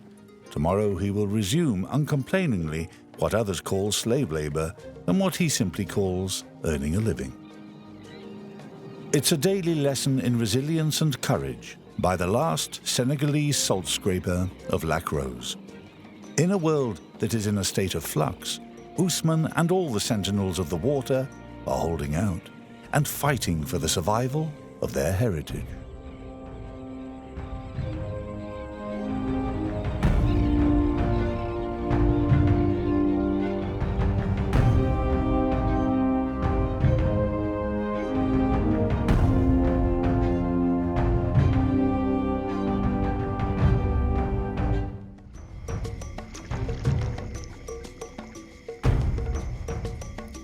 The beating heart of West Africa lies without a doubt in Benin. It is a mysterious country, populated by strange gods and ghosts, where ancestral spirits reign over the fate of the living. This place is the link between life and death. Our spirits are hiding here. If this house disappears, our ancestors will disappear too, and they won't be able to do any more for us. Armed with a powerful spirituality, these men and women are fighting to protect their heritage. They are the sentinels of Benin.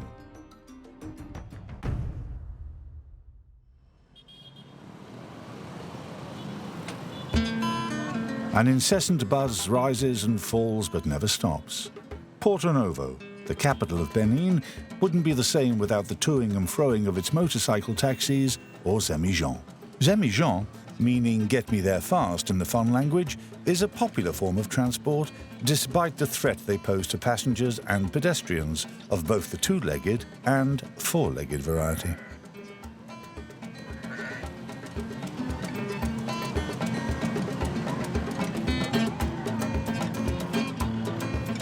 Every morning, Ateni gets on his motorbike and crosses the city in search of customers.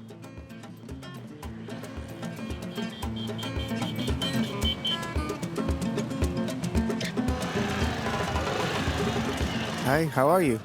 Good. I want to go to that crossroads over there. How much do you charge? 200. Come on.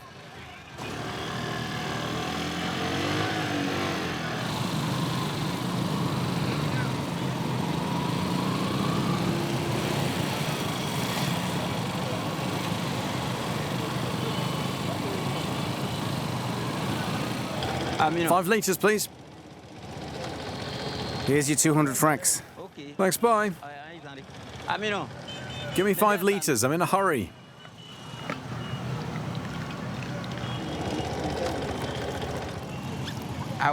There's no oil in Benin, but Nigeria has vast reserves. Benin's unemployed buy cut-price fuel on the other side of the border and bring it back here to sell. The service stations are too expensive. We Beninese, we can't afford it.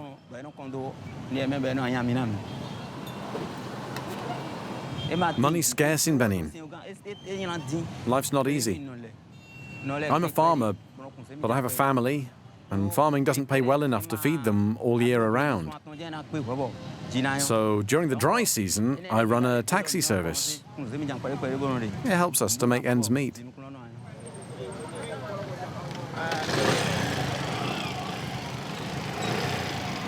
What's good about this place is that Porto Novo is a cosmopolitan city that attracts people from all over Benin, and even foreigners. There are lots of old colonial buildings, but also hotels and restaurants which bring together people from all over Africa and the rest of the world. I'm really proud of my city. Porto Novo, the fiefdom of the Goon and Yoruba peoples, has been enriched by numerous architectural influences over the course of its turbulent history. Before becoming French, it was a Portuguese trading post in the 18th century. Slaves were carted off to Brazil from here in their thousands. The majority of them were Muslim, and they took their God with them to South America. After the abolition of slavery, some of the slaves' descendants crossed back over the Atlantic to settle on the land of their ancestors. These Afro-Brazilians built this Baroque mosque by hand, modelled on Salvador Cathedral in Bahia. With just one difference. The Great Mosque is topped by a crescent instead of a cross.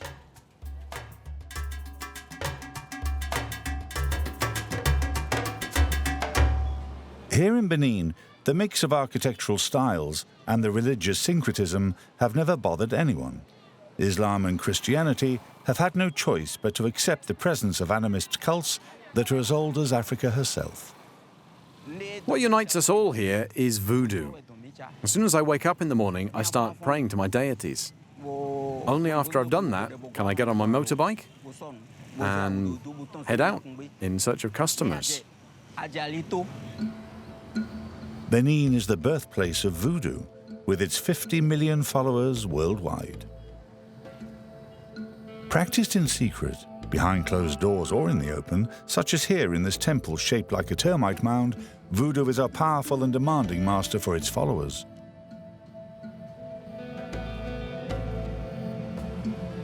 Eteni is a high-ranking initiate.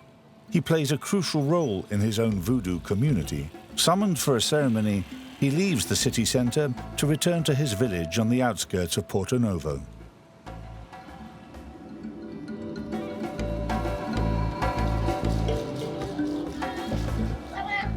Voodoo has a pantheon of gods symbolizing the forces of nature.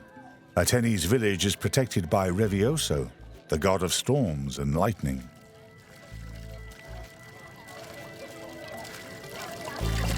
Revioso, sometimes represented by a ram, is invoked several times a year by the villagers. If he appears, he will take possession of an initiate.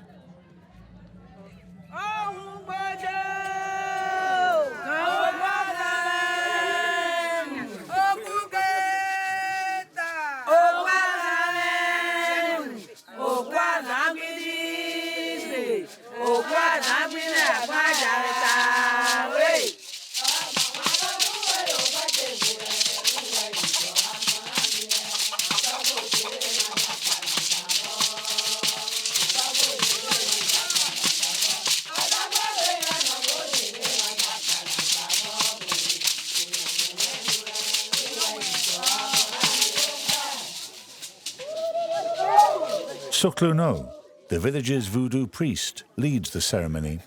He is assisted by cult leaders from the surrounding area. Oh, Revioso, your children haven't come to worship you empty-handed. Have mercy on us and grant us longevity. May any enemy who decides to persecute us find you blocking their path.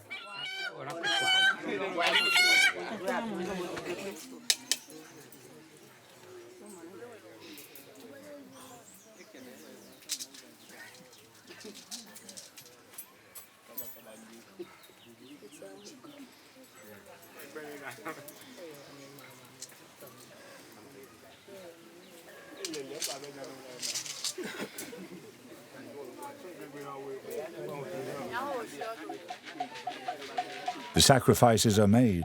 Voodoo musicians signal to their deity that the ritual has been completed.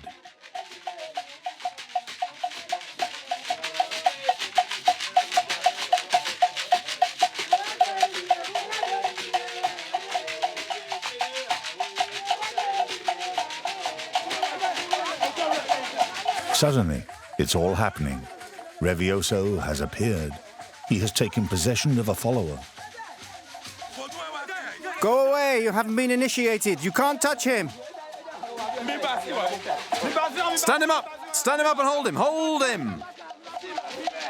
It is Atene, the taxi driver, who has only just arrived but is already in a trance. He has grabbed hold of a villager and it has taken 4 people to free the man. Give him some water. The trance is dangerous. Only a few well-prepared initiates can serve as a receptacle for the powerful voodoo god. Atene is one of them, and he plays this role in his community. But now that he is possessed, he has lost control of himself.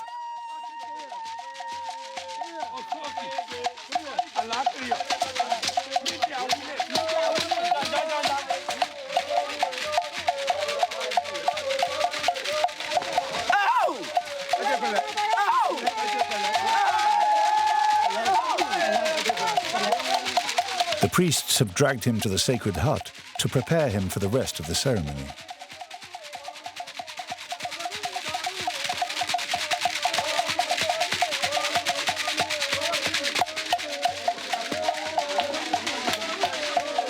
It's time for the celebrations to begin. They must drum, chant and dance with all their might to obtain the blessing of Revioso, who has appeared on earth among men.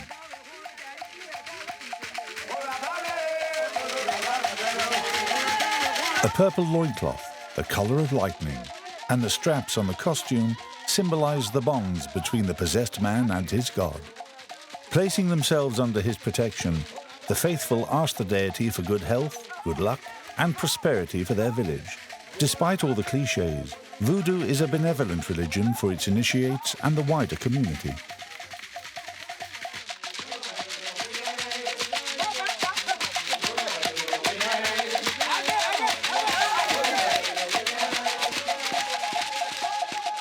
Now that the spirit, the strength, and the soul of the lightning god has entered Atene's body, he no longer knows what is happening. If you meet him later, Atene will tell you that he doesn't know what happened. If you ask him and say to him, "But you were dancing just now," he will just reply, "Pfft."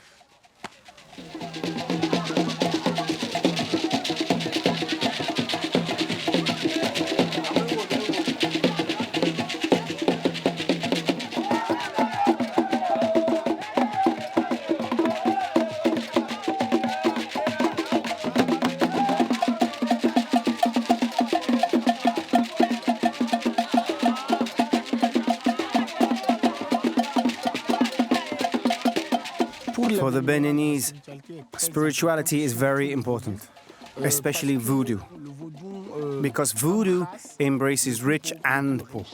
It embraces young and old. Voodoo brings together the different strata of society. 92% of the Beninese practice voodoo. Even those who claim to be religious, when they have problems, they turn to voodoo to solve them. The entire population belongs to this age-old secret cult. In order to understand the Beninese, you must take an interest in their spirituality, but also their geography. Situated in West Africa, Benin is a small, narrow country covering a surface area of 115,000 square kilometers. Its 10 million inhabitants are divided into 40 ethnic groups spread across the country. In the north, a swampy, hilly region populated by farmers and shepherds, live Muslim nomads, such as the animist Somba or Fuller people. The south, with its Atlantic coast, has the greatest concentration of Beninese people, the majority of whom are Fon. The boggy plain is strewn with mangrove swamps, lagoons, and lakes. Cotonou, the economic hub of Benin with its 700,000 inhabitants, stretches along the banks of Lake Nouakchott, which is connected to the Atlantic by a long channel.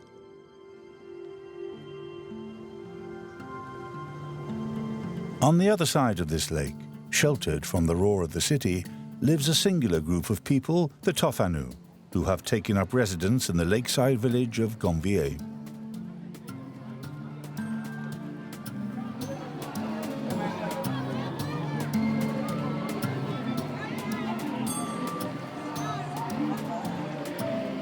"50,000 Tofanu live on the water's edge in Gonvier. They have their own language. Fishing is their only resource, and pirogues their only mode of transport.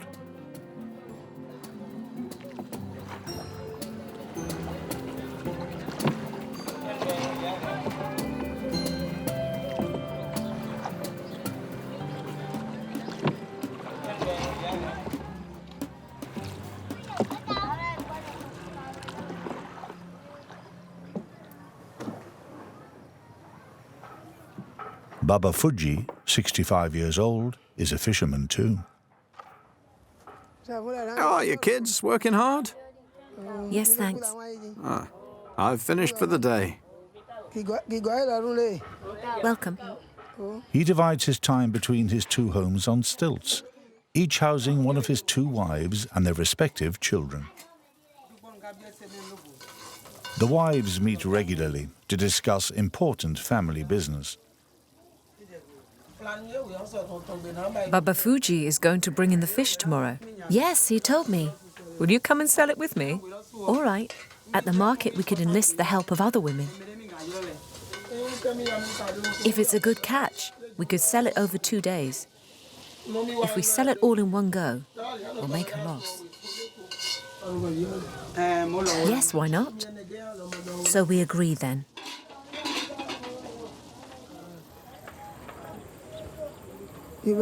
Look closely, Hubert. Check the net for holes. I'm getting old.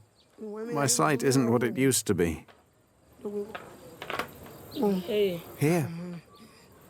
There's a hole there. Watch how I fix it. You thread this through here, and then you do it again. You see? Baba Fuji has 6 children, but it is Hubert, aged 12, whom he has chosen to be his partner and successor in the art of traditional fishing. Any father who brings a child into the world wants that child to surpass him. I want him to learn well and to continue the tradition. I must pass on all that I know so that he can enhance the family's reputation. Early Tofino people settled here because they were pursued by the Adja people for slavery. They found refuge in the middle of the lake, thanks to the deities that protected them. This is where they found peace. So they called this place Ganvier, which means I was rescued here.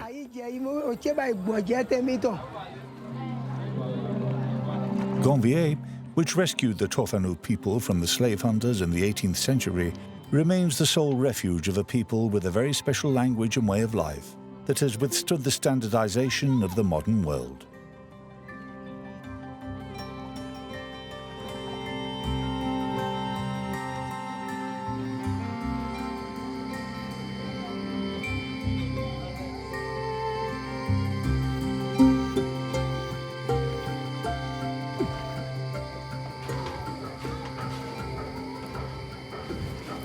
Hubert, wake up.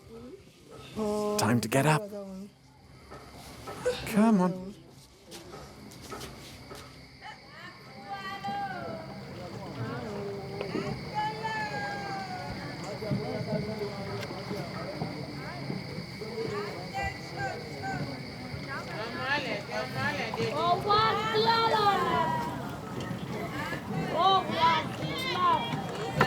It's 5 in the morning. The floating market at Ganvier is in full swing. The fishermen come here for supplies before their working day on the lake.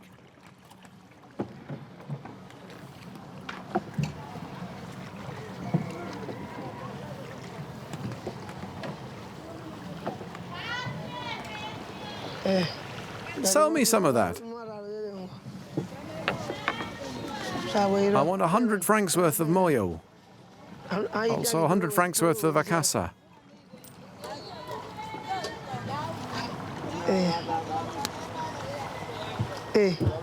Wait, and I'll pay you.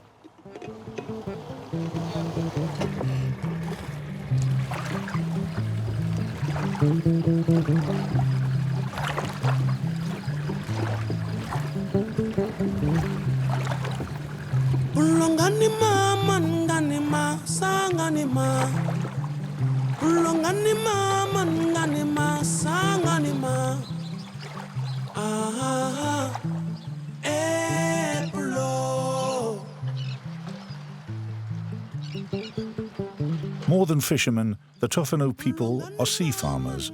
All around Gambia, they keep fish farms, which are like sea paddocks. When they planted palm leaves in their saltwater lake, they invented these akajars, or artificial mangrove swamps, which have provided them with a means of subsistence for 3 centuries. This is the net that needs changing. It's gone slack in the water. Look how dirty it is. Let's stop here. If we don't repair the net, we'll be in trouble. We might lose all the fish. After several months of waiting, Baba Fuji's akajar is ready to be harvested. Tomorrow, with the help of Hubert, who will accompany him for the first time, he plans to raise his first net.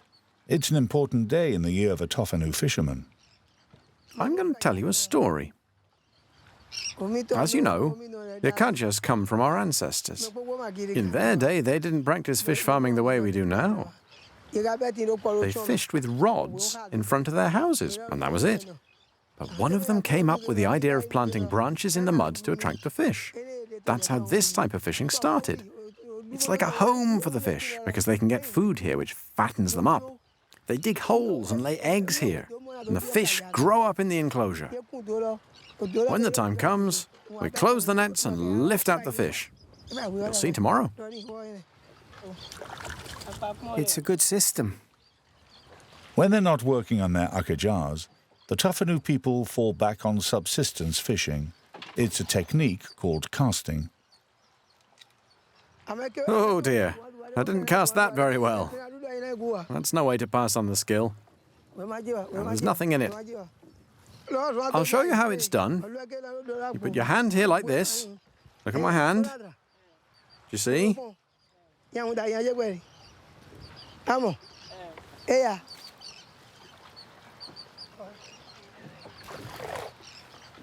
you see that? That's how you cast it. If you've prepared your net properly, it should be easy to cast.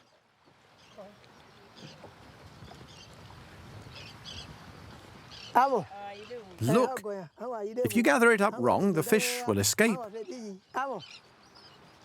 This is like school. You should get a diploma for casting nets. Go on, Hubert, you take your net. Show me how you cast it. You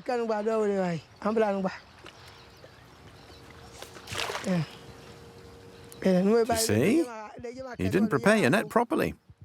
Careful. I'm not sharing my fish with you. If you don't catch anything tonight, you'll have nothing to eat.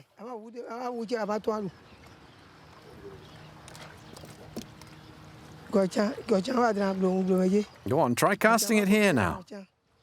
It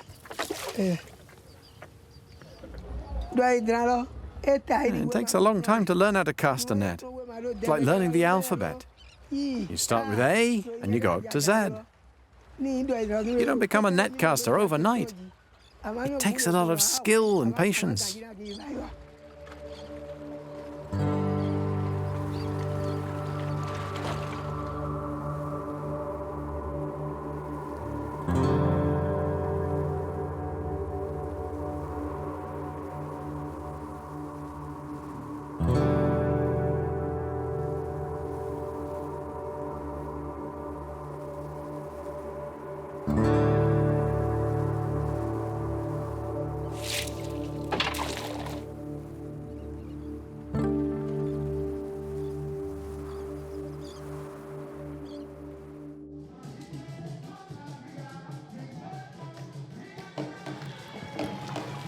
It is 10 o'clock, and Baba Fuji and Hubert are hurrying to get to church. It's Easter weekend, and there's an atmosphere of jubilation in Gambia day and night. Alongside the voodoo temples, Christians and Muslims have settled in this lakeside village. They all coexist in harmony.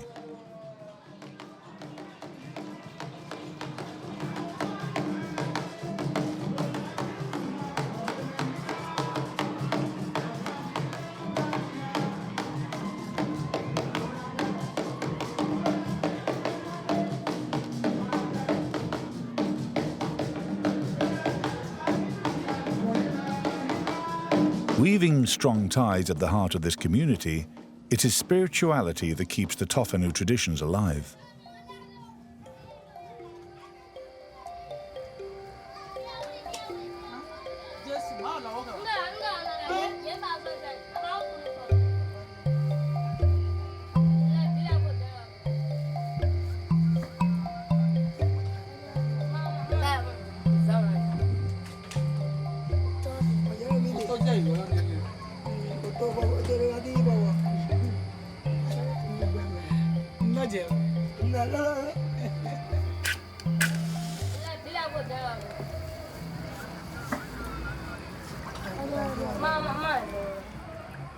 Why weren't you in church?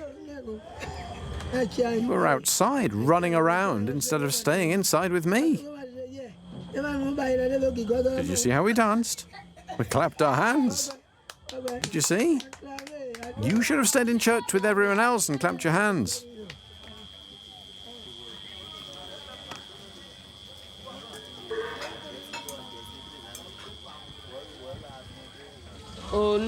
We youngsters feel free in Gongvir. On my days off, I go fishing with friends. We earn a bit of cash.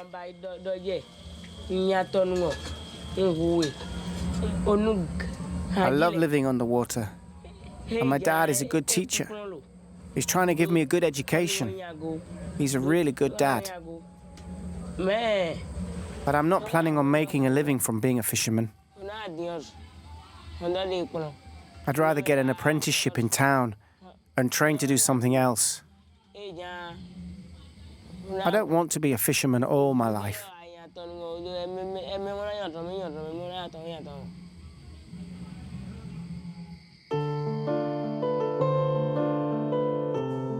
The big day has come. The men have already tightened the nets around the part of the enclosure that they plan to harvest today.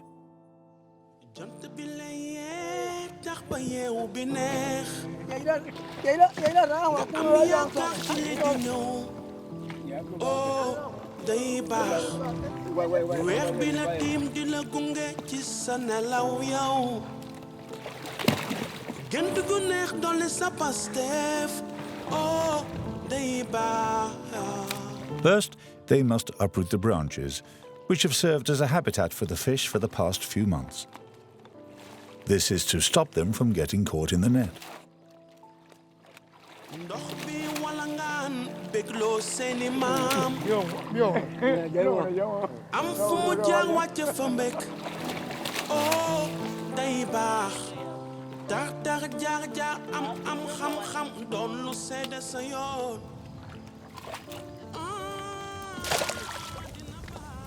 Check the branches thoroughly. We'll keep the oysters. We'll rinse them and put them to one side. We can sell those at the same time as the fish. You've been fishing with us since you were born. Your father says you don't want to make a living out of it. I'd rather do something else. I thought I might be a hairdresser.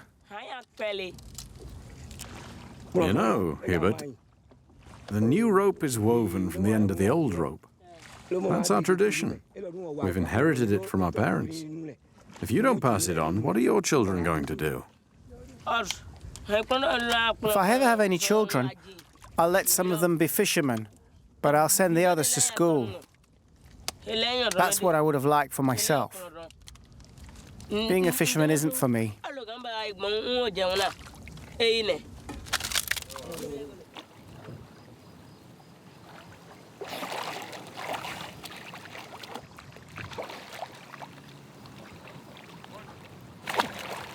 We close the net and push it down into the mud so the fish can't escape. We close it gently until we can lift it out of the water. It's not easy because the water's cold and the oysters cut our hands and feet to shreds. Not everyone can do this work.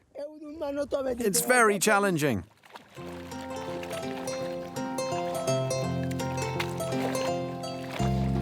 After laboring for several hours, Baba Fuji and his men managed to gather the fish together at one end of the farm. It is the long-awaited moment of the fish harvest, the fruit of several months' work.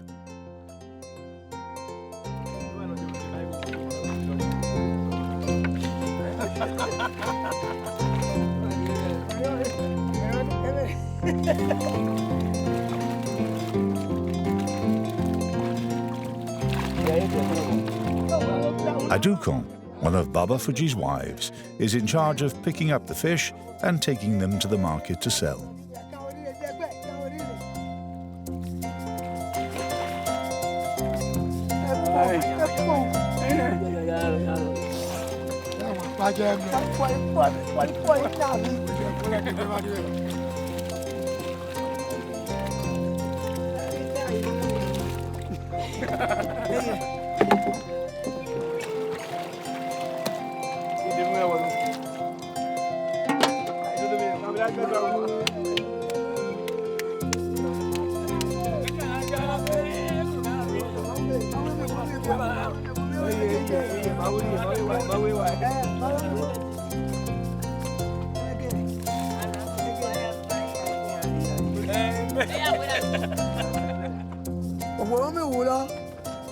God has given us these fish, so we can only rejoice. And this is only the beginning. We plan to harvest all the fish, little by little, and we still have a month of fish farming ahead of us. Today's catch has been very good. It's a good omen. I'm really happy. Thanks to these Akaja, the Tofanu people in Gombe have found a way to preserve their identity for some time to come. Their future now depends on a generation which dreams of a life elsewhere and an easier way of life.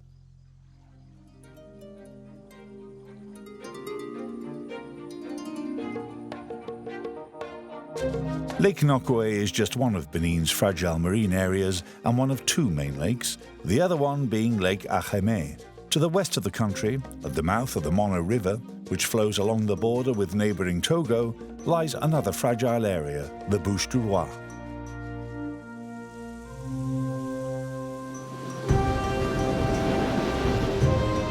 This protected 10,000-hectare estuary is an important stopover for migratory birds and the site of one of Benin's main mangrove swamps.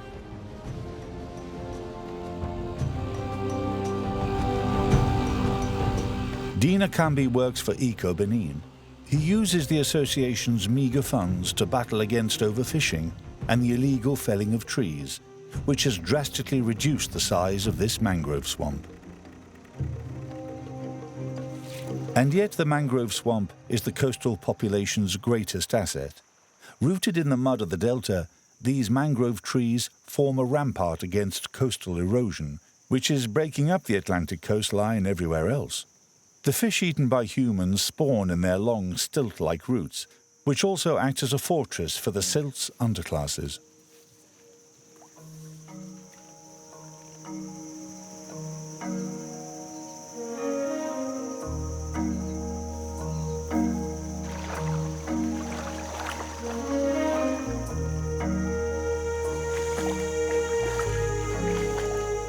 How can we convince the fishermen at the Bouches du Roi to protect their mangrove swamps? Perhaps by seeking inspiration from the past. Benin's forests are regarded today as sacred relics, either because they are inhabited by deities or because they offer resources used by the deities in various ceremonies. These forests are still here today because people's beliefs have stopped them from chopping down the trees. That has really contributed to the conservation of these forests.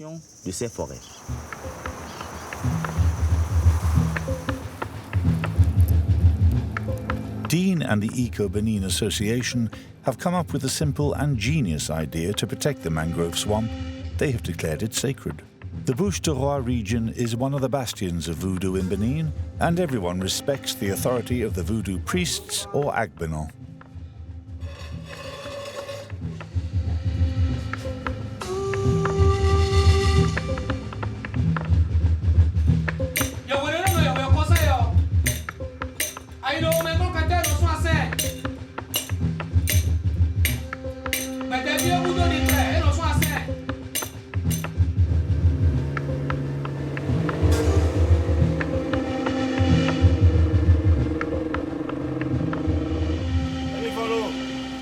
Hello, Agbanon. Greetings. How are you? Wide awake? How are the preparations going? Everything's ready? Everyone in the village is being informed? Yeah, everyone's waiting for you. Is it going to happen over there? On the other side. Fine, I'll follow you.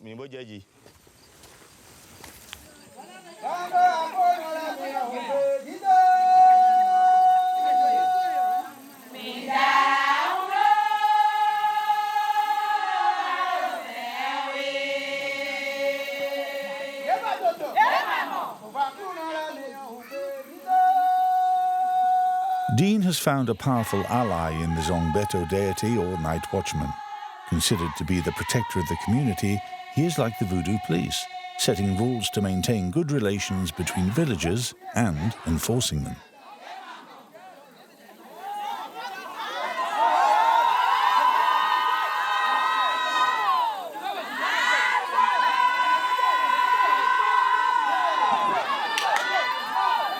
The deity is embodied by masks, which are brought out at the request of the priests. Reputed to be violent, Zongbeto instills fear in believers and a respect that is maintained by regular shows of strength in the form of small miracles.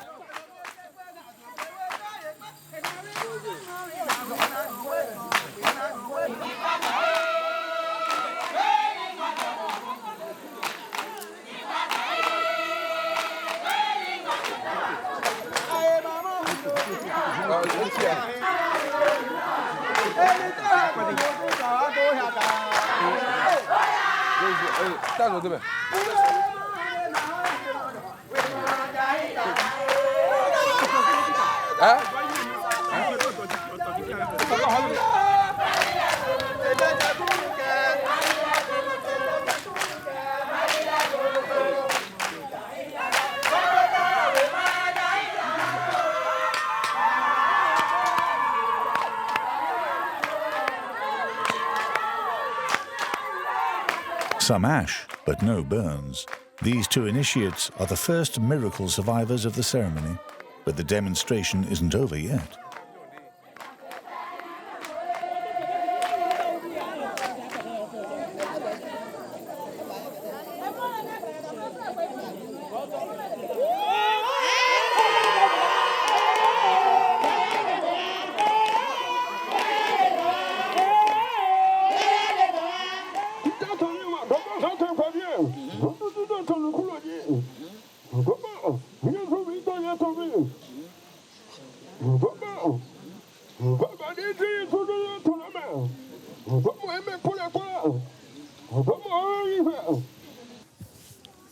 The deity has spoken. From now on, it is forbidden to cut down mangrove trees. Fishing in akajas is forbidden. Nets are forbidden too, in the area that we're going to make sacred. Anyone found breaking the rules will be arrested and tied up. Yeah, tied up. They'll have to donate a sheep or a pig. They'll have to pick up a basket of gnats and a basket of mosquitoes. And on top of all that, they will have to pay a 120,000 franc fine or 80,000, depending on the mood of the deity.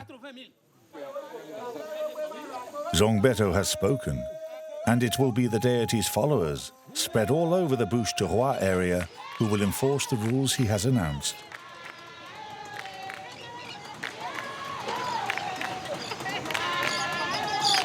To mark out the sacred area, believers are placing images of their deity around the mangrove swamp.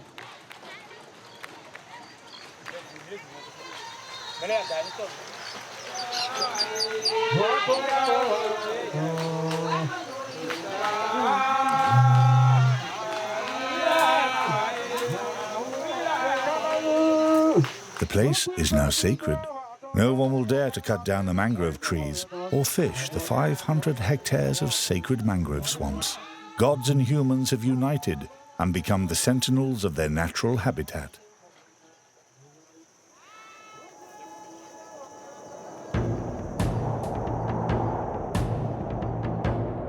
The remains of great sacred forests, relics of a time when spirituality protected the environment, cover a third of the surface area of Benin. Further north, the landscape becomes a savanna, strewn here and there with rocky outcrops. In the west, the Atakora mountain range lies between Benin and neighboring Togo.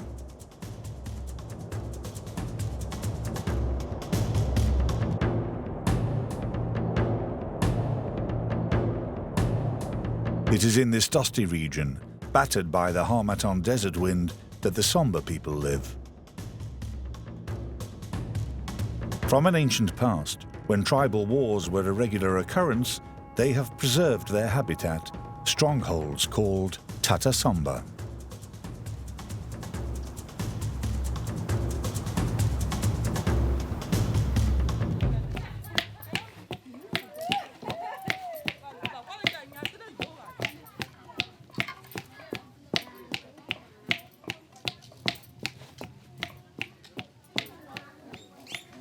Nowadays, the Somba people live peacefully as subsistence farmers. They have never left the Tata Somba, around which all of their traditions are organized.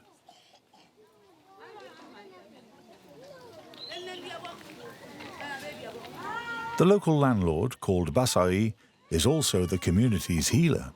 He is a medicine man who treats patients with plants and by invoking the spirits of the dead. These anxious parents have brought a young girl suffering from malaria to see him.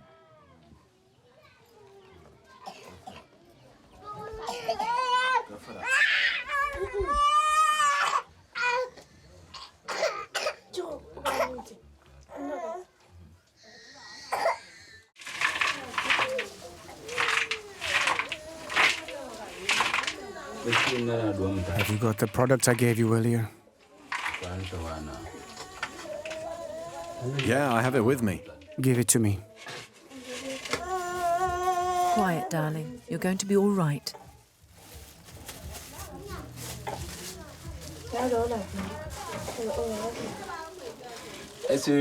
Add this powder to a bowl of stew and make her drink it. Do that for 7 days and then come back so I can see if she is cured. My father and grandfather were healers. Before he died, my father left me this tata.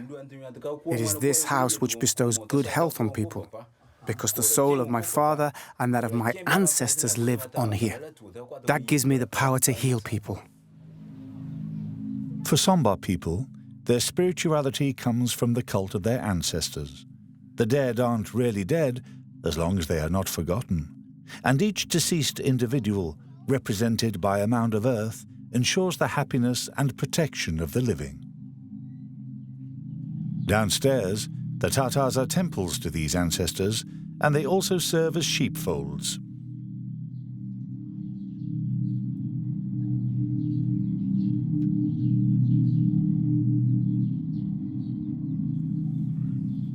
The roofs, which once contained bedrooms, now serve as grain stores for the winter.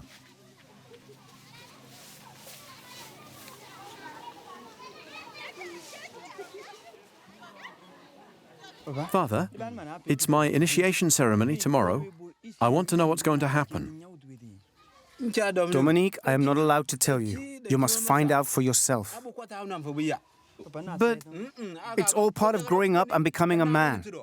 And then what? Then you can take a wife and move into your own tata. I'm ready. I'm glad to hear it. My father used to say, our lives begin in these tatas. So you must keep your tata the way our ancestors taught us. That's important because it will be the scene of all your ceremonies. The initiation of your future sons and daughters, their weddings, and even your funeral. Those are our traditions. Basai's son, Dominique, has just turned 18. The Council of Elders has decided that tomorrow he will begin the rites of passage into adulthood. This week of initiation is a turning point in the life of a Somba man. It is an obligatory step without which he cannot take a wife or play a role in this patriarchal society.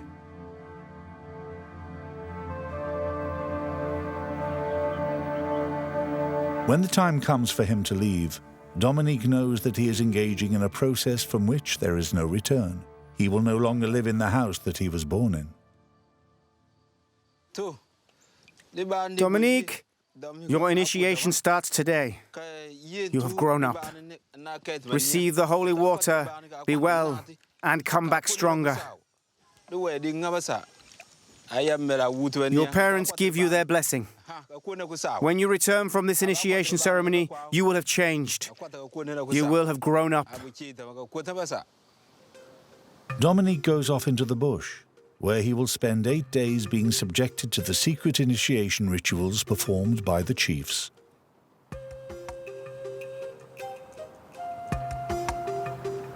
Meanwhile, everyone busies themselves doing up Dominique's new home.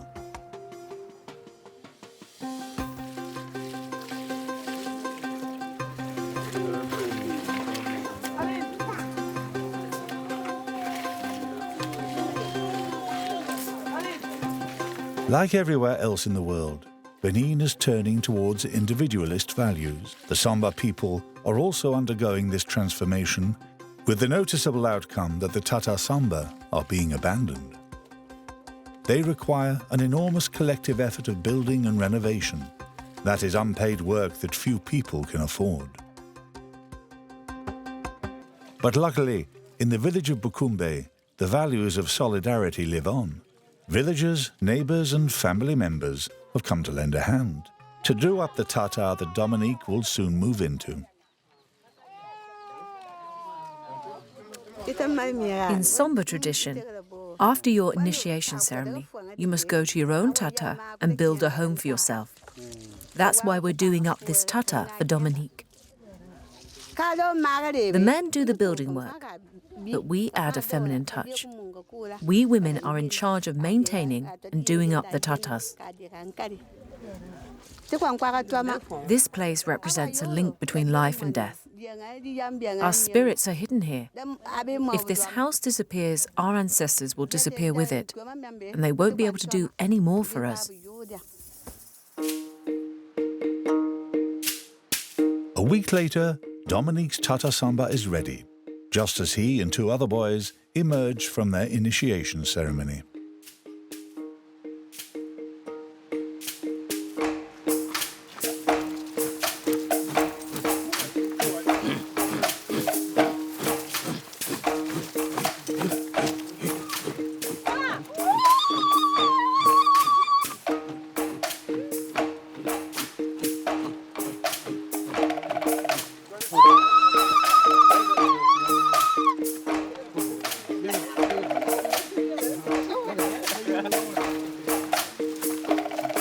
The adults take it in turn to carry the initiates on their shoulders before placing them on the ground to symbolize the passage to adulthood. From this moment on, they must stand on their own 2 feet.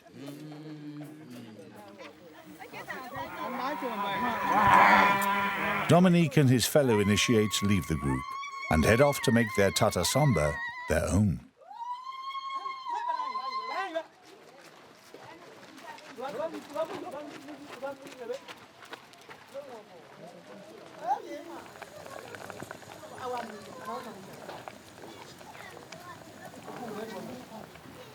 As a hangover from past wars, Dominique climbs onto the roof and scours his surroundings for enemies. From today, it is down to him to defend his home and his land.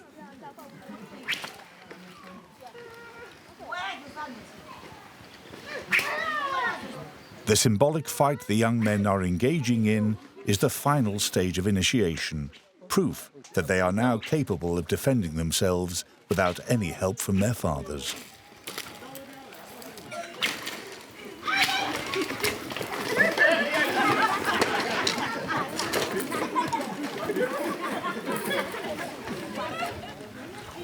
It is traditional for them to share a beer afterwards, to mark the end of the fight and a newfound friendship amongst the young initiates.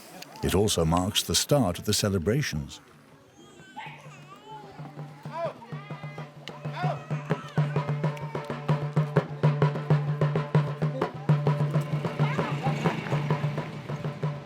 I'm very proud of this celebration. When it is over, my son will be free. He has not transgressed once during his initiation. He has passed all the stages without failing. That makes me very happy.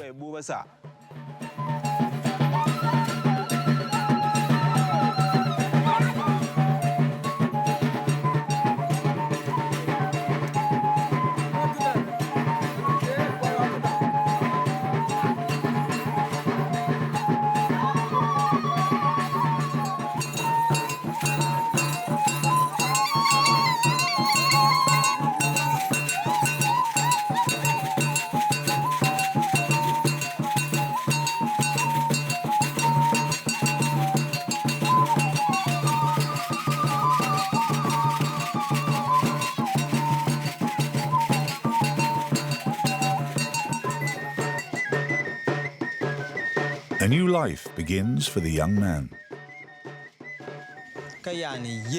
Today I'm very happy. I used to live with my father, but now I'm a man. I'm sure I'll get married soon. The girls will think, there's a handsome boy who's come through his initiation rites in fine form. I've watched my father maintaining our traditions. He's kept them alive for me. And in turn, I'm ready to spend the rest of my life defending our land. When I bring a child into the world, I want to pass on all this knowledge. And that child will preserve the house of his ancestors too.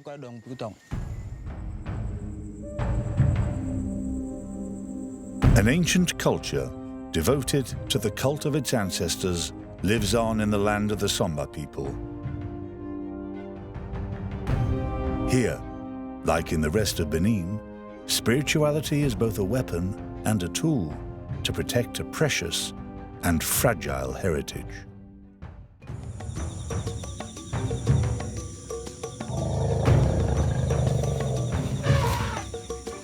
Hidden under a thick green mantle is the heart and soul of Gabon. This tropical rainforest, which covers 80% of the country, provides the Gabonese with all the essential elements for their traditions, medicine and resources. We can't leave the forest because it nourishes us. This forest is our temple. It's our heritage. Faced with a modern world, which is so far removed from its environment, some men and women are trying to reconnect with the forest and protect its inhabitants. They are the sentinels of Gabon.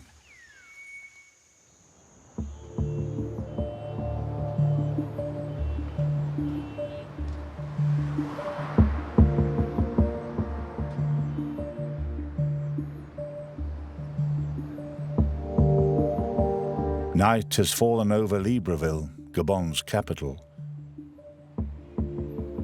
Drawn to the artificial lights of the city and the hope of an easier life, almost half the country's population is concentrated in the Gabonese metropolis.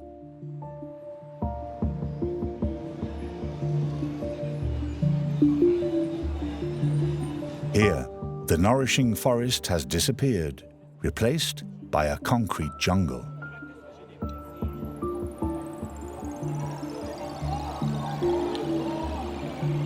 The night market is the meeting point for football enthusiasts and singletons, with nowhere else to go. 30-year-old Juiste likes to wander there after a day's work.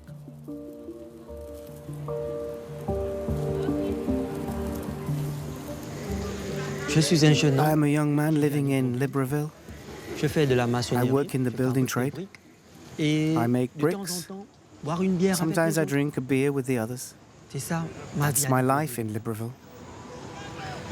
Here, people have opted for an easy life. I feel as if we've lost touch with our roots. Gabonese culture comes from the forest.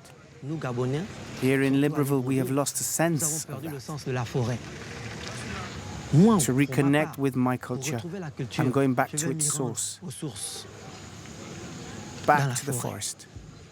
Tomorrow is a big day for me. I feel a bit on edge, a bit scared, because I don't know what to expect. I honestly don't know. Tomorrow I will meet my initiation father.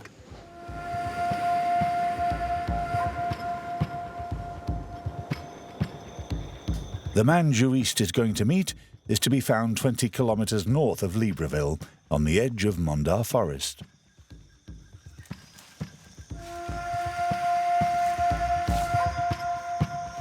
That's where Romulus lives and practices.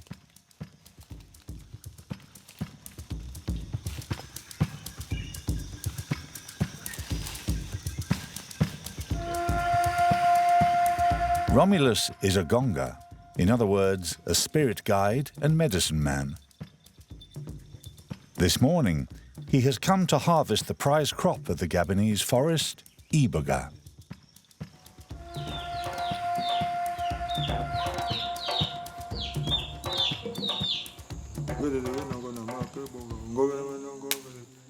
Whether dried and ground into a powder or eaten raw, iboga acts as a stimulant for anyone ingesting it in small quantities, and when taken in strong doses, it provokes powerful visions. In a lot of countries, iboga is considered to be a dangerous hallucinogenic drug.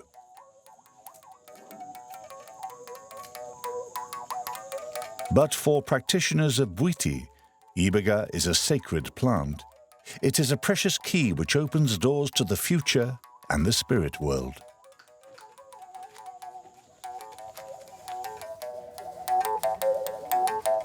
Bwiti is a lot of things. It is a godless religion, a vision of the world, and a form of therapy. But above all, it is an initiation ritual performed by Gabonese men seeking to follow traditions. Yannick and Jouist apply white kaolin to their skin. White is the color of novices, and today is the day of their initiation ceremony. They hope that the iboga will give them a glimpse of their future and help them to understand the obstacles strewn along their path. Bwiti encourages wisdom and uprightness. This is an important moment for me because I'm going to find out lots of things that are happening in my life and in the world. For us, Bwiti is a way to reconnect with the forest.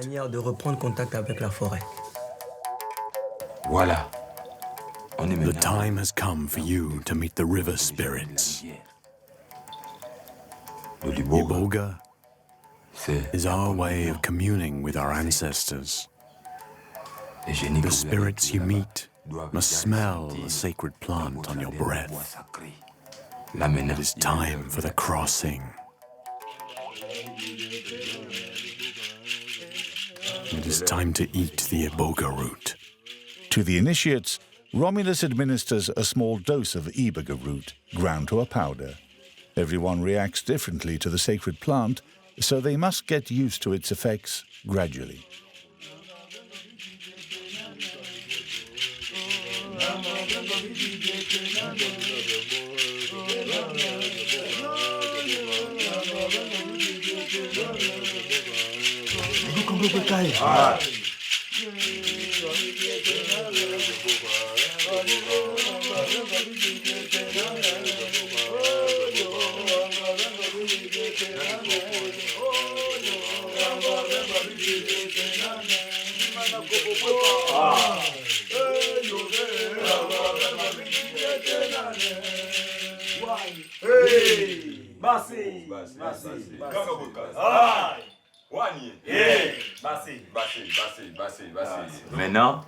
We finished getting ready. Now we will go to the river. Go and wash and prepare yourselves for this astral journey.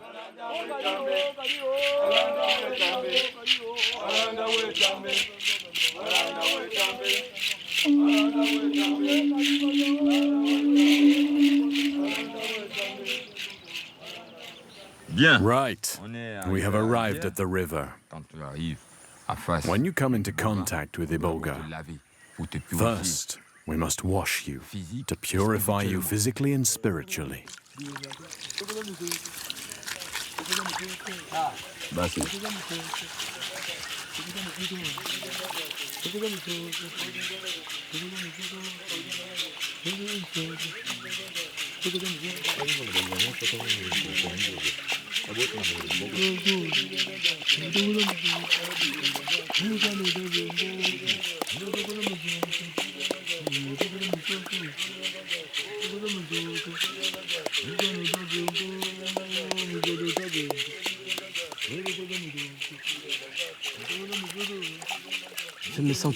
I feel completely transported. I've got shivers running down my spine. I'm trembling. I feel a presence. I sense that there are people around me, watching me.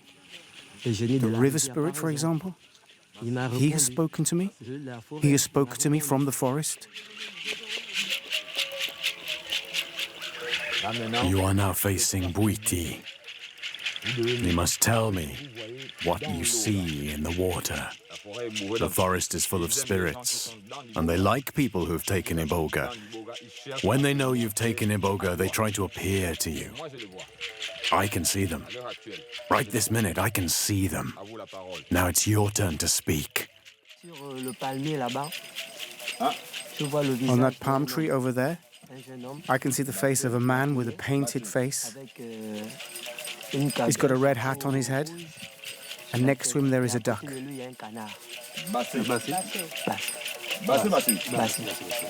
Those are the spirits you've conjured up. They've come to greet you. Basse. Just, Basse. Under the effect of Iboga, Juiste seems to perceive a world of spirits whilst remaining perfectly coherent. Today I feel like a different man to the man I was yesterday. Yesterday I came here all pale and sad. I felt a heaviness. But this morning I feel very light. I feel tall and handsome and happy. I'm so happy to have seen all that I wanted to see. I saw my marriage, I saw my promotions, I saw my job, I saw my children. I saw it all, and I'm going to leave happy because I know what awaits me. Thanks to the Iboga. A few hours later, the vigil commences. The followers gather to sing the praises of their ancestors and of the spirits, asking for all the ills that afflict them to be cured.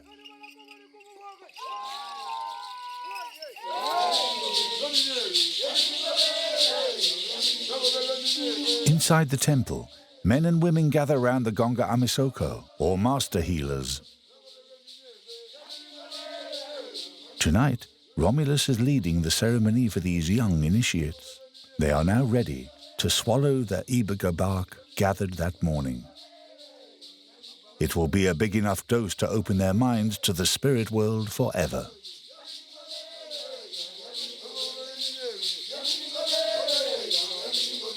Now that he has tasted the bitter Iboga bark, Juiste has become a Bouiti initiate.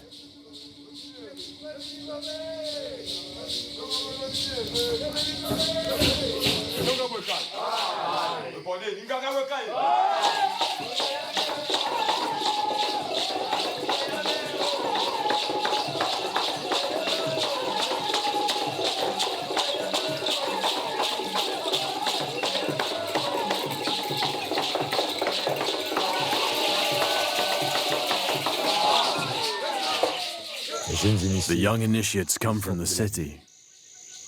They've worked hard, but they've never felt satisfied.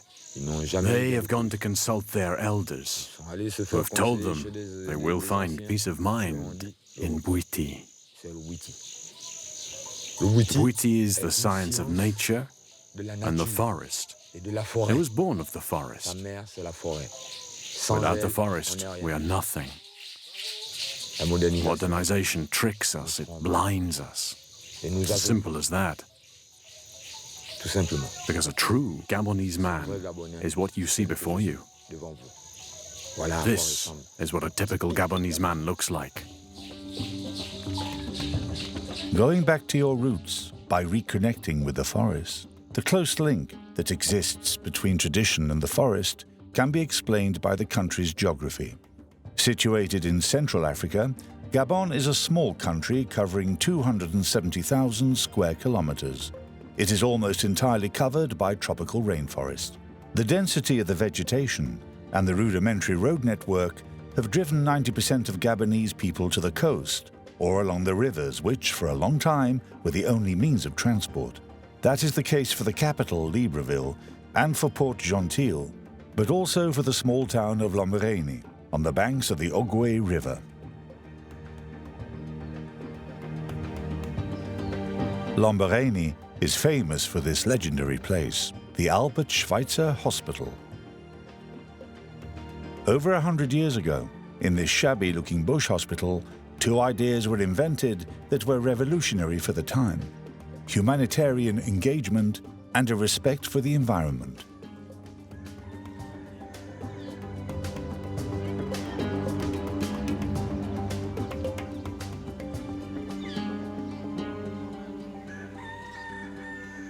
Praxed is one of 80 nurses working at the hospital.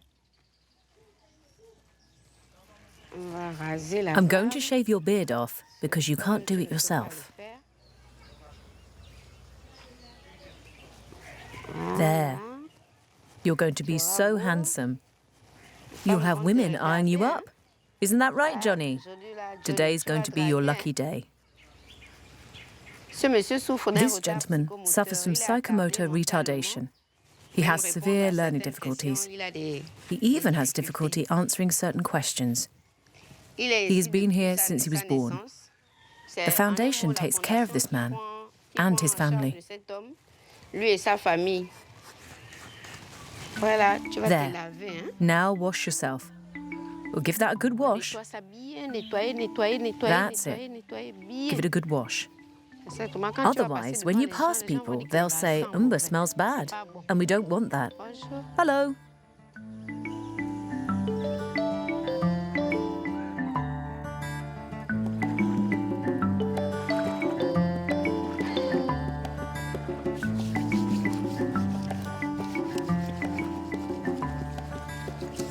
Johnny, it feels good, doesn't it, Johnny, when I scratch your back?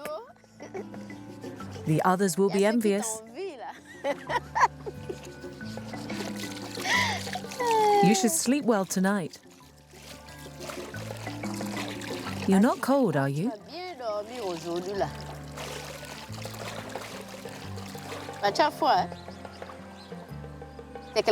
I love this guy.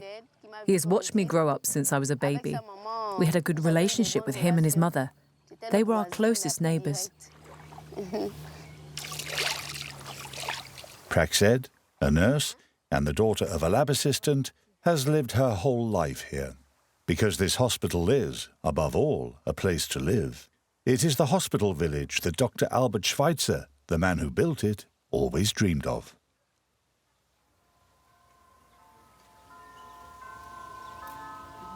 When Albert Schweitzer arrived here in 1913, Gabon was part of French Equatorial Africa. Newly qualified as a doctor and steeped in the Christian faith, this young utopian wanted to expiate the crimes of colonization and help to relieve some of the suffering in Africa. It was in Lambaréné, on the edge of the virgin forest, as he later wrote, that he decided to build his ideal hospital. It was to be a free clinic, designed to be like an African village, where the families of patients would actively participate in the care and healing of the sick, a place where all life would be sacred, whether human or animal. Schweitzer laid the foundations for humanitarian action and cultivated an ecological conscience that he called reverence for life. 40 years later, in the 1950s, the good doctor became a global superstar, and his hospital received donations from all over the world. In 1952, Schweitzer won a Nobel Prize, and with a $33,000 grant, funded the construction of a building for patients with leprosy called the Village Lumière. Praxed is expected there today, more than 50 years after Schweitzer's death. Hello. Ah, there you are. I'll see if I have any medicine for you over there.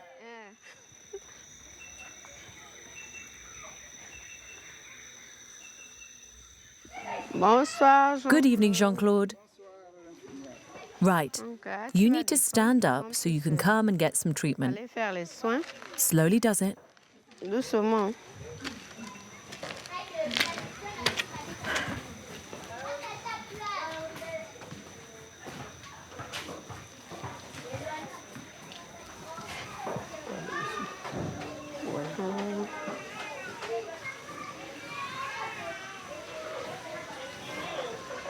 Jean-Claude, who suffers from leprosy, has lived in village Lumiere since 1978. You've got some pus in there. He worked for a number of years as a lab assistant here before retiring. Oh, you'll have to be brave. I'm going to apply some pressure. There. It had to be done. It's starting to swell again. After Schweitzer's death, village Lumiere gradually went downhill and emptied out. Today, its dilapidated buildings only house 4 patients suffering from leprosy. The people who now live in the village Lumiere are either descendants of lepers or squatters who just showed up one morning. They found the houses empty and stayed on. They like it here, but they can't stand the sight of the lepers, who they see as untouchables. If they could find a way to throw them out of the village, they would do so. You need to see the doctor so he can give you some antibiotics. Some people can't stand the sight of them, but when I go to see them, there's a sense of relief. When I show up, they treat me as if I was the Messiah. They think I can solve all of their problems. Praxed is very close to me. I have a soft spot for her. She's like a daughter to me. Yes, like a daughter. Half a century after Schweitzer's death, this hospital village is a mere shadow of its former self. Neglected by the Gabonese state and rejected by patients who prefer more modern clinics, the hospital is in real financial difficulties, and the staff grumble that they are paid too little. The materialism and individualism of our century seem to have got the better of Schweitzer's communitarian ideals. The good doctor's dream has been dashed in these modern times. I feel as if the Schweizerian spirit has been broken. There is no longer that light that people once experienced. The hospital is falling to pieces. It's as if it was a piece of fabric that has been washed so many times that it is in shreds.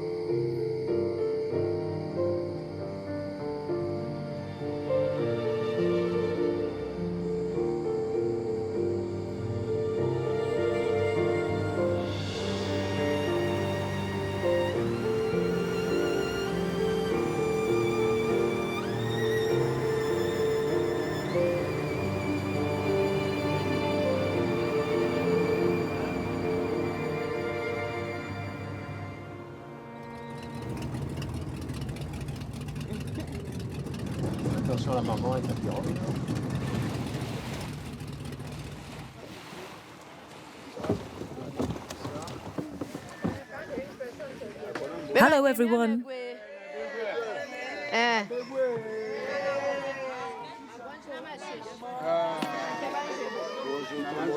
Hello, children. Are all the children okay? Just like Schweitzer in his day, Arnaud Flamand left the comfort of his native France to settle in Lambaréné and lend a hand where it was most needed. Today, he is part of the Mother and Child Protection Team, and every week he goes to meet mothers and their children in remote villages. Regarde le docteur.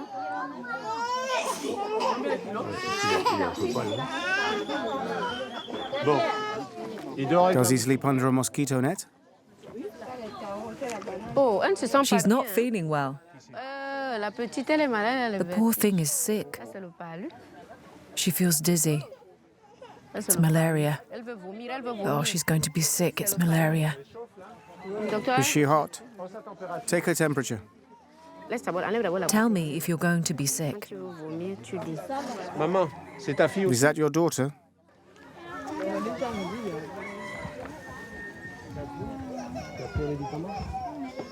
Elle a anémie. She's anemic.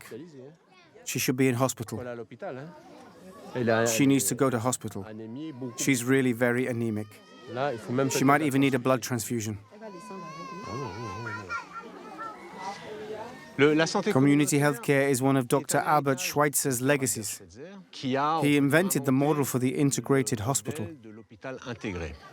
Alors, hôpital That intégré, means a hospital that is integrated with the environment, intégré integrated with the population that makes up that environment, integrated in terms of the diseases it treats. Donc, en venant, Working closely with the people brings them relief on les soulage. and helps prevent certain degenerative diseases. Certaines maladies qui peuvent Even a dégénérer, slight case of malaria can quickly become serious. devenir, By treating it as early as possible, you can stop the situation from degenerating.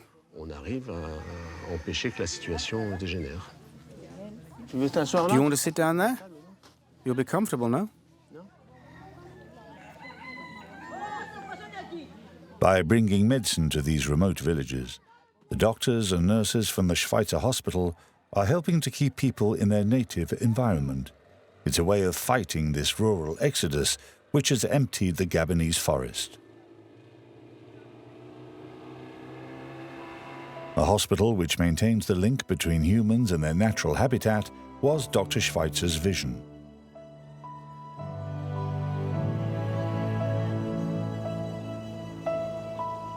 Dr. Schweitzer's legacy was huge. I take great delight in spending time in the hospital with those people whom society doesn't love, but whom I love. They have been rejected by society, but I embrace them. The hospital is my umbilical cord. It is my whole life.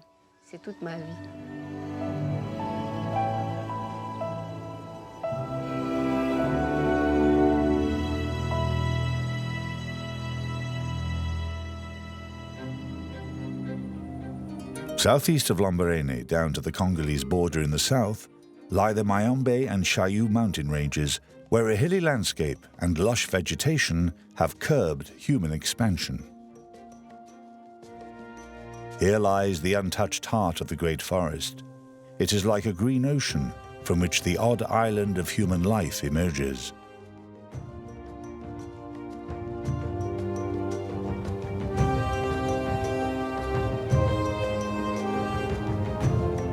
This is one of the last refuges of the Bobongo pygmies who are native to Gabon.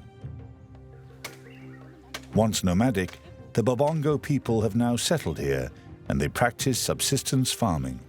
But their society is still structured around fishing, hunting and harvesting, all that the forest has to offer. Combo is 33 years old. He is one of the best hunters in his village. We have come into the forest in search of a creeper known as monai. Monai is the poison we use for hunting. But while we're in the forest, we can pick up other things. These silkworms, for example, if they're plump enough, we can take them back to the village to eat. Oh, they're only small.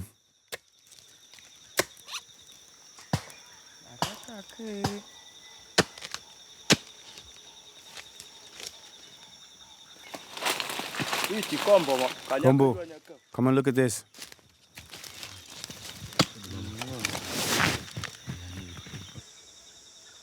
The forest's very important to us because it nourishes us. We can find everything we need for survival in the forest.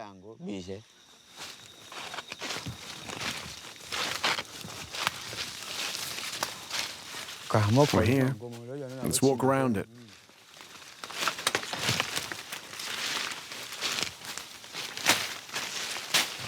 It's at the base of this Monai creeper that the poison is at its most powerful. But in order to reach it, Combo is careful to walk around the plant, which can cause impotence or infertility in men who step over it.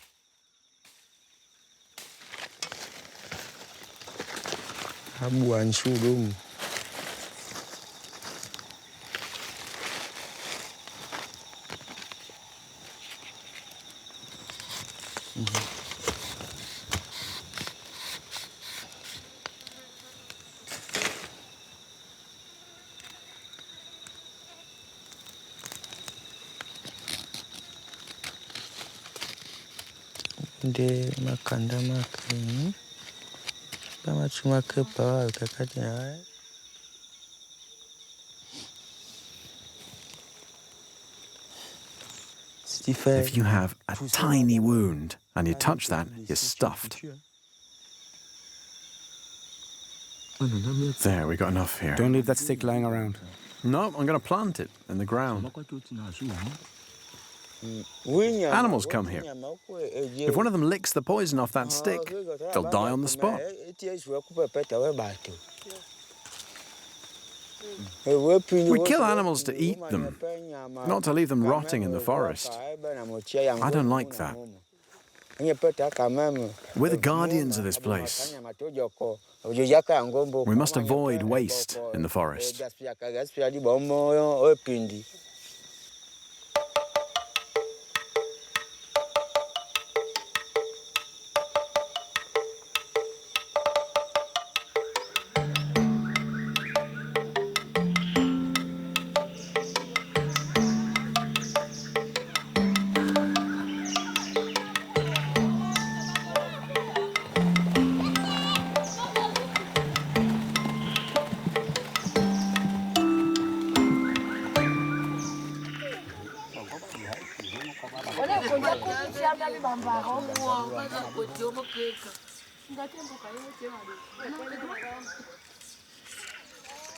We mix the poison with crushed leaves and then apply it to the arrows.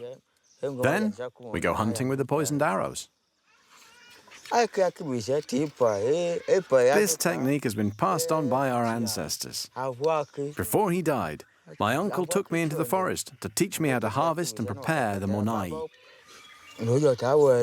In theory, in Gabon's pygmy community, any man can prepare poison to go hunting with.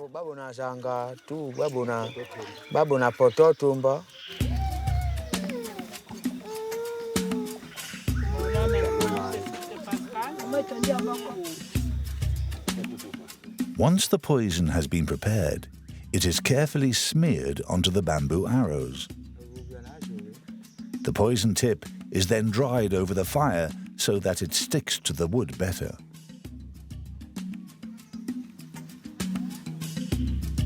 The arrow's feathers, cut from a hard leaf, also come from the forest.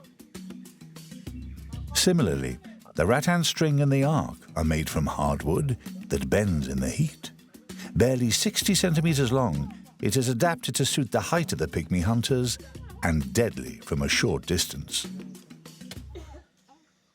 For those Babongo people who can afford it, guns and cartridges have replaced poison and arrows.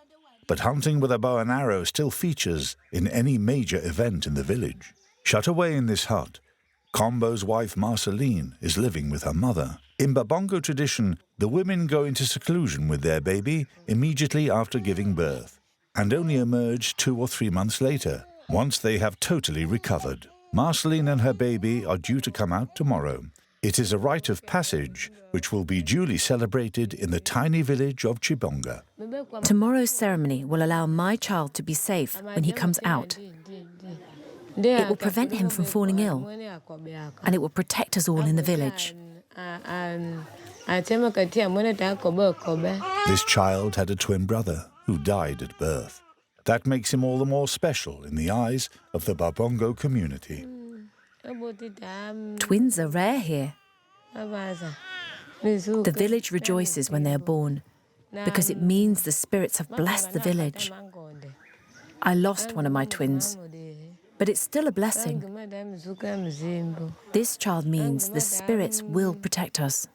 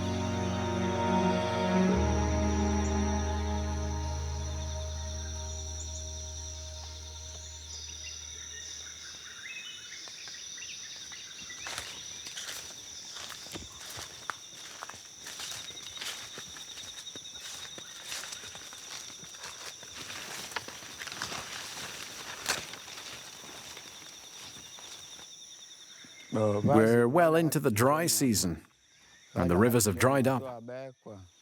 The animals have moved away, and this season it's very hard to find any game. In the rainy season, we'll leave the village and set up a temporary camp here, so we can gather nuts and go hunting. We'll stay here for 2 or 3 months, and then we'll return to the village once we've killed enough game to see us through the dry season. We need a lot of meat to share amongst all those people who don't hunt.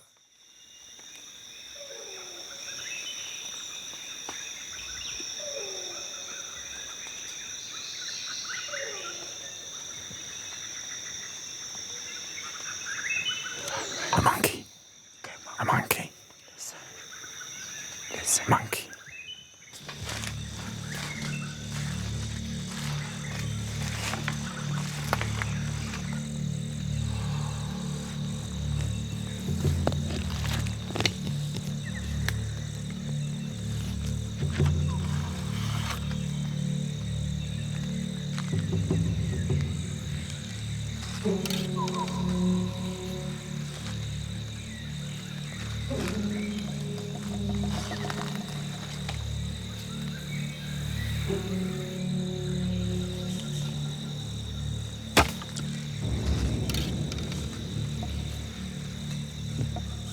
I shot the monkey, and it ran over there.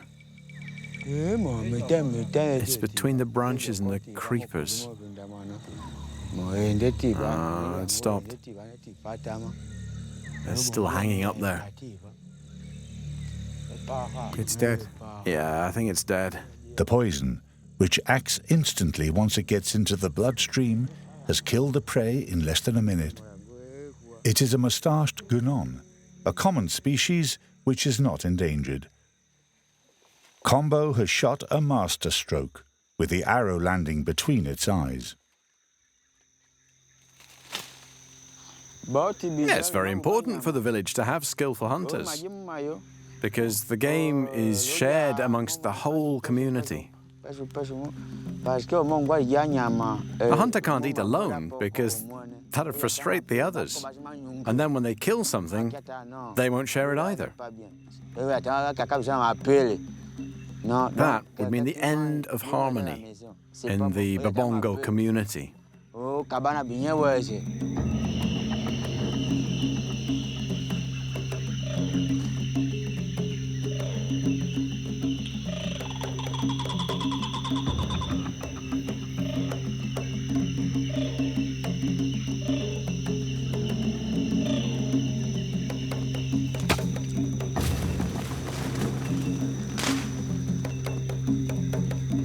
A great blue turaco, another common species in the tropical forest. It's been a good day's hunting. The whole community will benefit.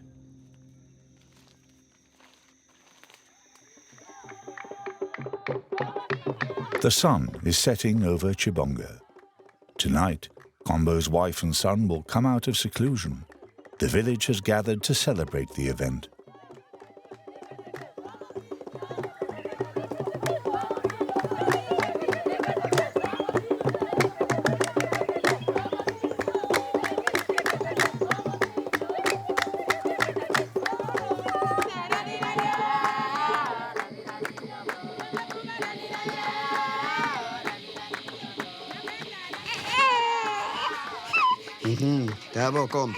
Kombo, here is your wife and child. Keep them safe. The spirits will protect you.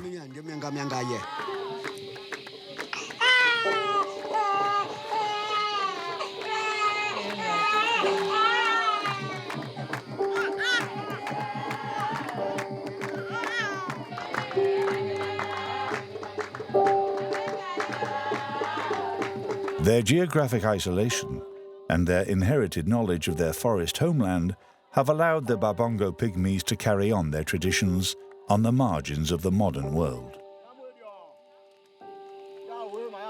But the modern world is catching up with them. A few hours' drive away, trucks and chainsaws are hard at work. Today, 80% of Gabon is exploited for the wood industry, and each new road carved out of the forest opens up a new access route for poachers. In response to these threats to the environment, the Gabonese government gave 11% of the land the status of sanctuary in 2002. There are 13 national parks scattered across the country which serve as a refuge for the local flora and fauna. Loango National Park in the southwest of the country is perhaps the most emblematic of the Gabonese national parks. –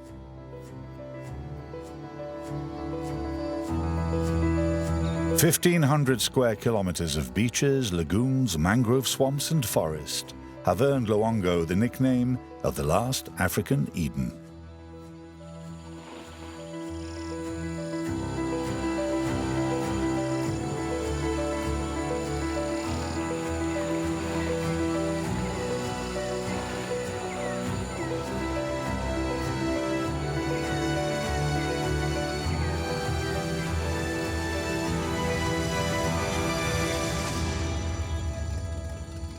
Forest elephants, wiped out everywhere else for their ivory, have found true sanctuary in these marshes. Their trunks, which they use like snorkels, allow them to reach the deepest channels. Sonia, a Spanish primatologist posted to Loango, is making the most of a few hours of free time. Go slowly now. We're getting close. Don't worry, it's going to be fine.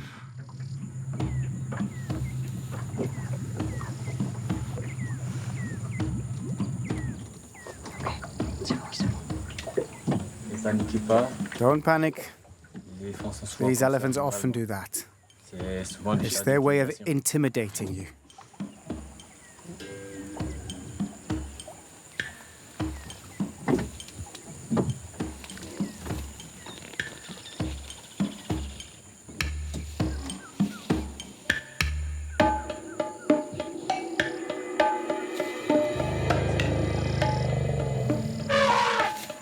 Okay, Carl, that will do.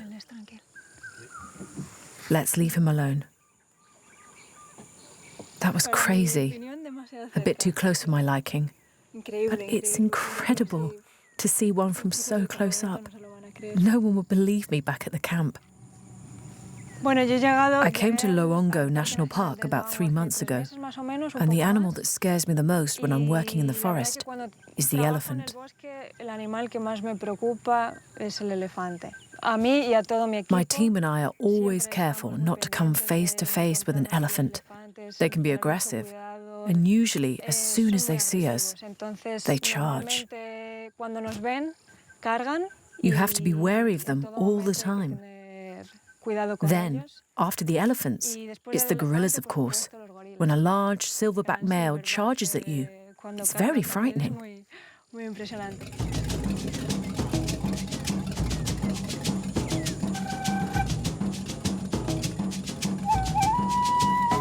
Sonia lives and works in the heart of Luango in the Gorilla Research Station. She is coordinating the work of 8 Babango trackers, 1 other primatologist, 2 research assistants, and a cook and aide-de-camp. This small team lives cut off from the world in this rudimentary camp, in a remote spot between the lagoons and the forest.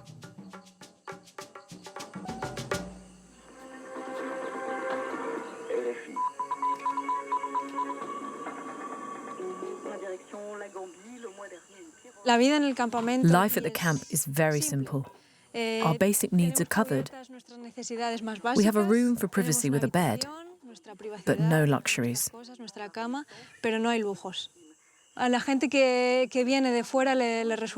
The people who visit us are always a bit shocked by our life here, by the fact that we shower using a jug of lagoon water. But the truth is that we Westerners have completely lost touch with nature, and I find that very sad.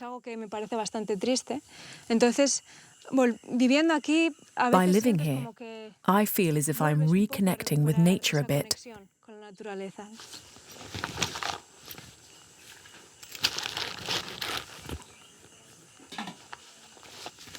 Every morning, 2 different teams leave the camp to head off into the forest in search of gorillas. Their aim is to try to establish and maintain contact, with a view to gaining a better understanding of how the gorillas of the plains behave.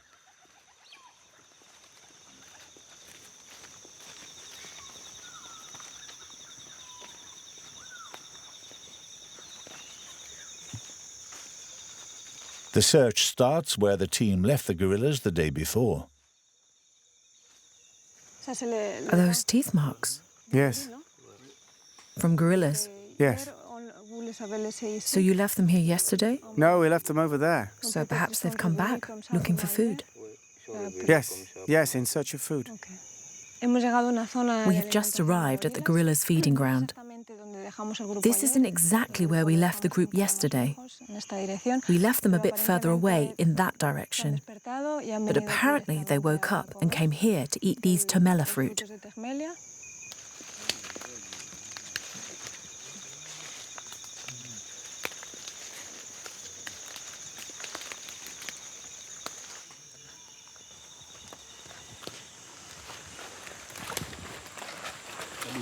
These footprints are from this morning. Are they from gorillas? Yes. Do you think they passed by here a long time ago? They passed by here this morning, I'd say about 8 o'clock. Here too.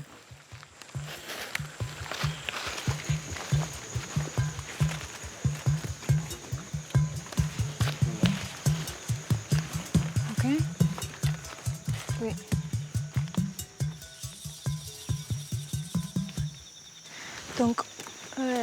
Right.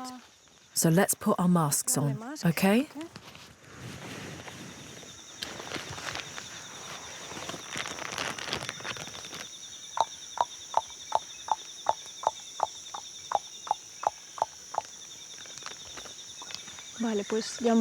We've located the group.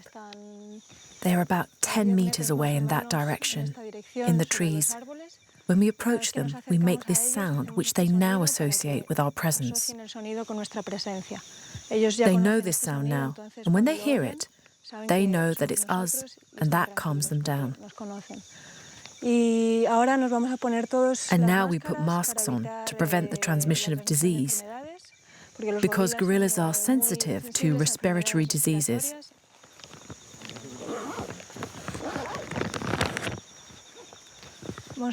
We are going to approach the group slowly, because even if we can see individuals in the trees, we don't know where the silverback is. To avoid any aggressive behavior, it's important to keep the dominant male in sight and to circumnavigate the group.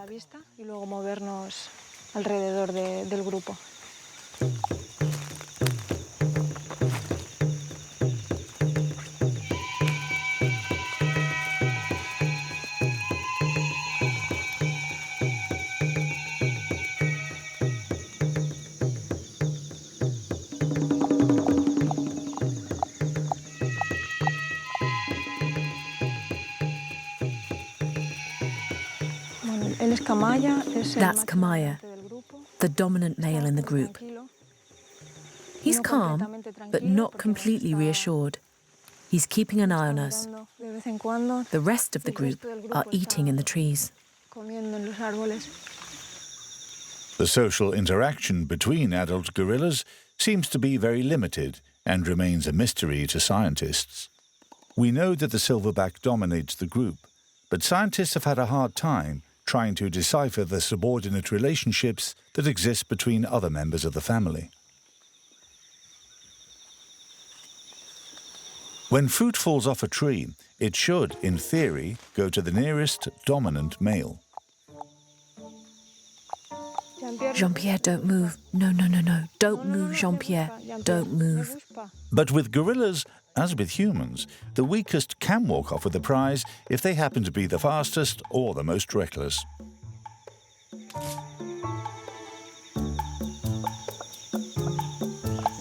Waka is sitting waiting for something. Do you know why? There's a fruit there. There's a fruit right next to him. Since Kamaya is there, he's hesitating. He's pretending to be looking for something. Yeah, he's pretending to be looking for something on the ground. He's scratching the leaves. Yes, because Kamaya is still watching him. Kamaya's watching him, but only Ebwande has seen it. Kamaya doesn't really know what's going on. He should pay more attention. Waka is still behind the tree. He's not coming any closer.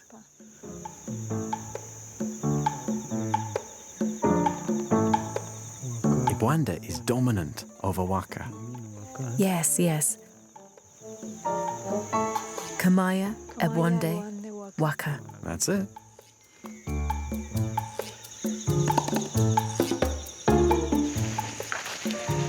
He's building a nest. The gorillas spend all day alternating these phases of movement, feeding, playing, and resting until the evening, when they go back into the trees and build a nest for the night. The scientists have recorded every significant detail, collecting data on the behavior and biology of these animals. We have collected a ton of data today. Action, Okay. indirect charge, Yeah? aimed at Waka. Right. It's a painstaking job, but it's essential if we are to better understand and protect these gorillas. People often ask me, why are you so obsessed with these gorillas? I don't have a logical answer, but I'm lucky enough to be fulfilling my dream. Ever since I started studying biology, everything I've done in my life, every job and every experience I've had, I have done with the goal of getting to this point. I waited 30 years for this moment, so finally being with the gorillas is very emotional for me. From the outset, it has been a very positive, very enriching experience. I've made the most of it every day since I arrived here. By leaving Europe to settle in the heart of the forest, Sonia has renewed the bond which should exist between all of us and our environment. Praxed is fighting a similar battle, helping her people to survive in their natural habitat by giving them access to healthcare. Far from nature, mankind is losing touch with its roots. Finding them again is sometimes a simple case of heading back into the forest. The few wise men like Combo are aware of that fact. It is up to them to pass on the message. They are the sentinels of a tropical rainforest, without which no other life on Earth would exist.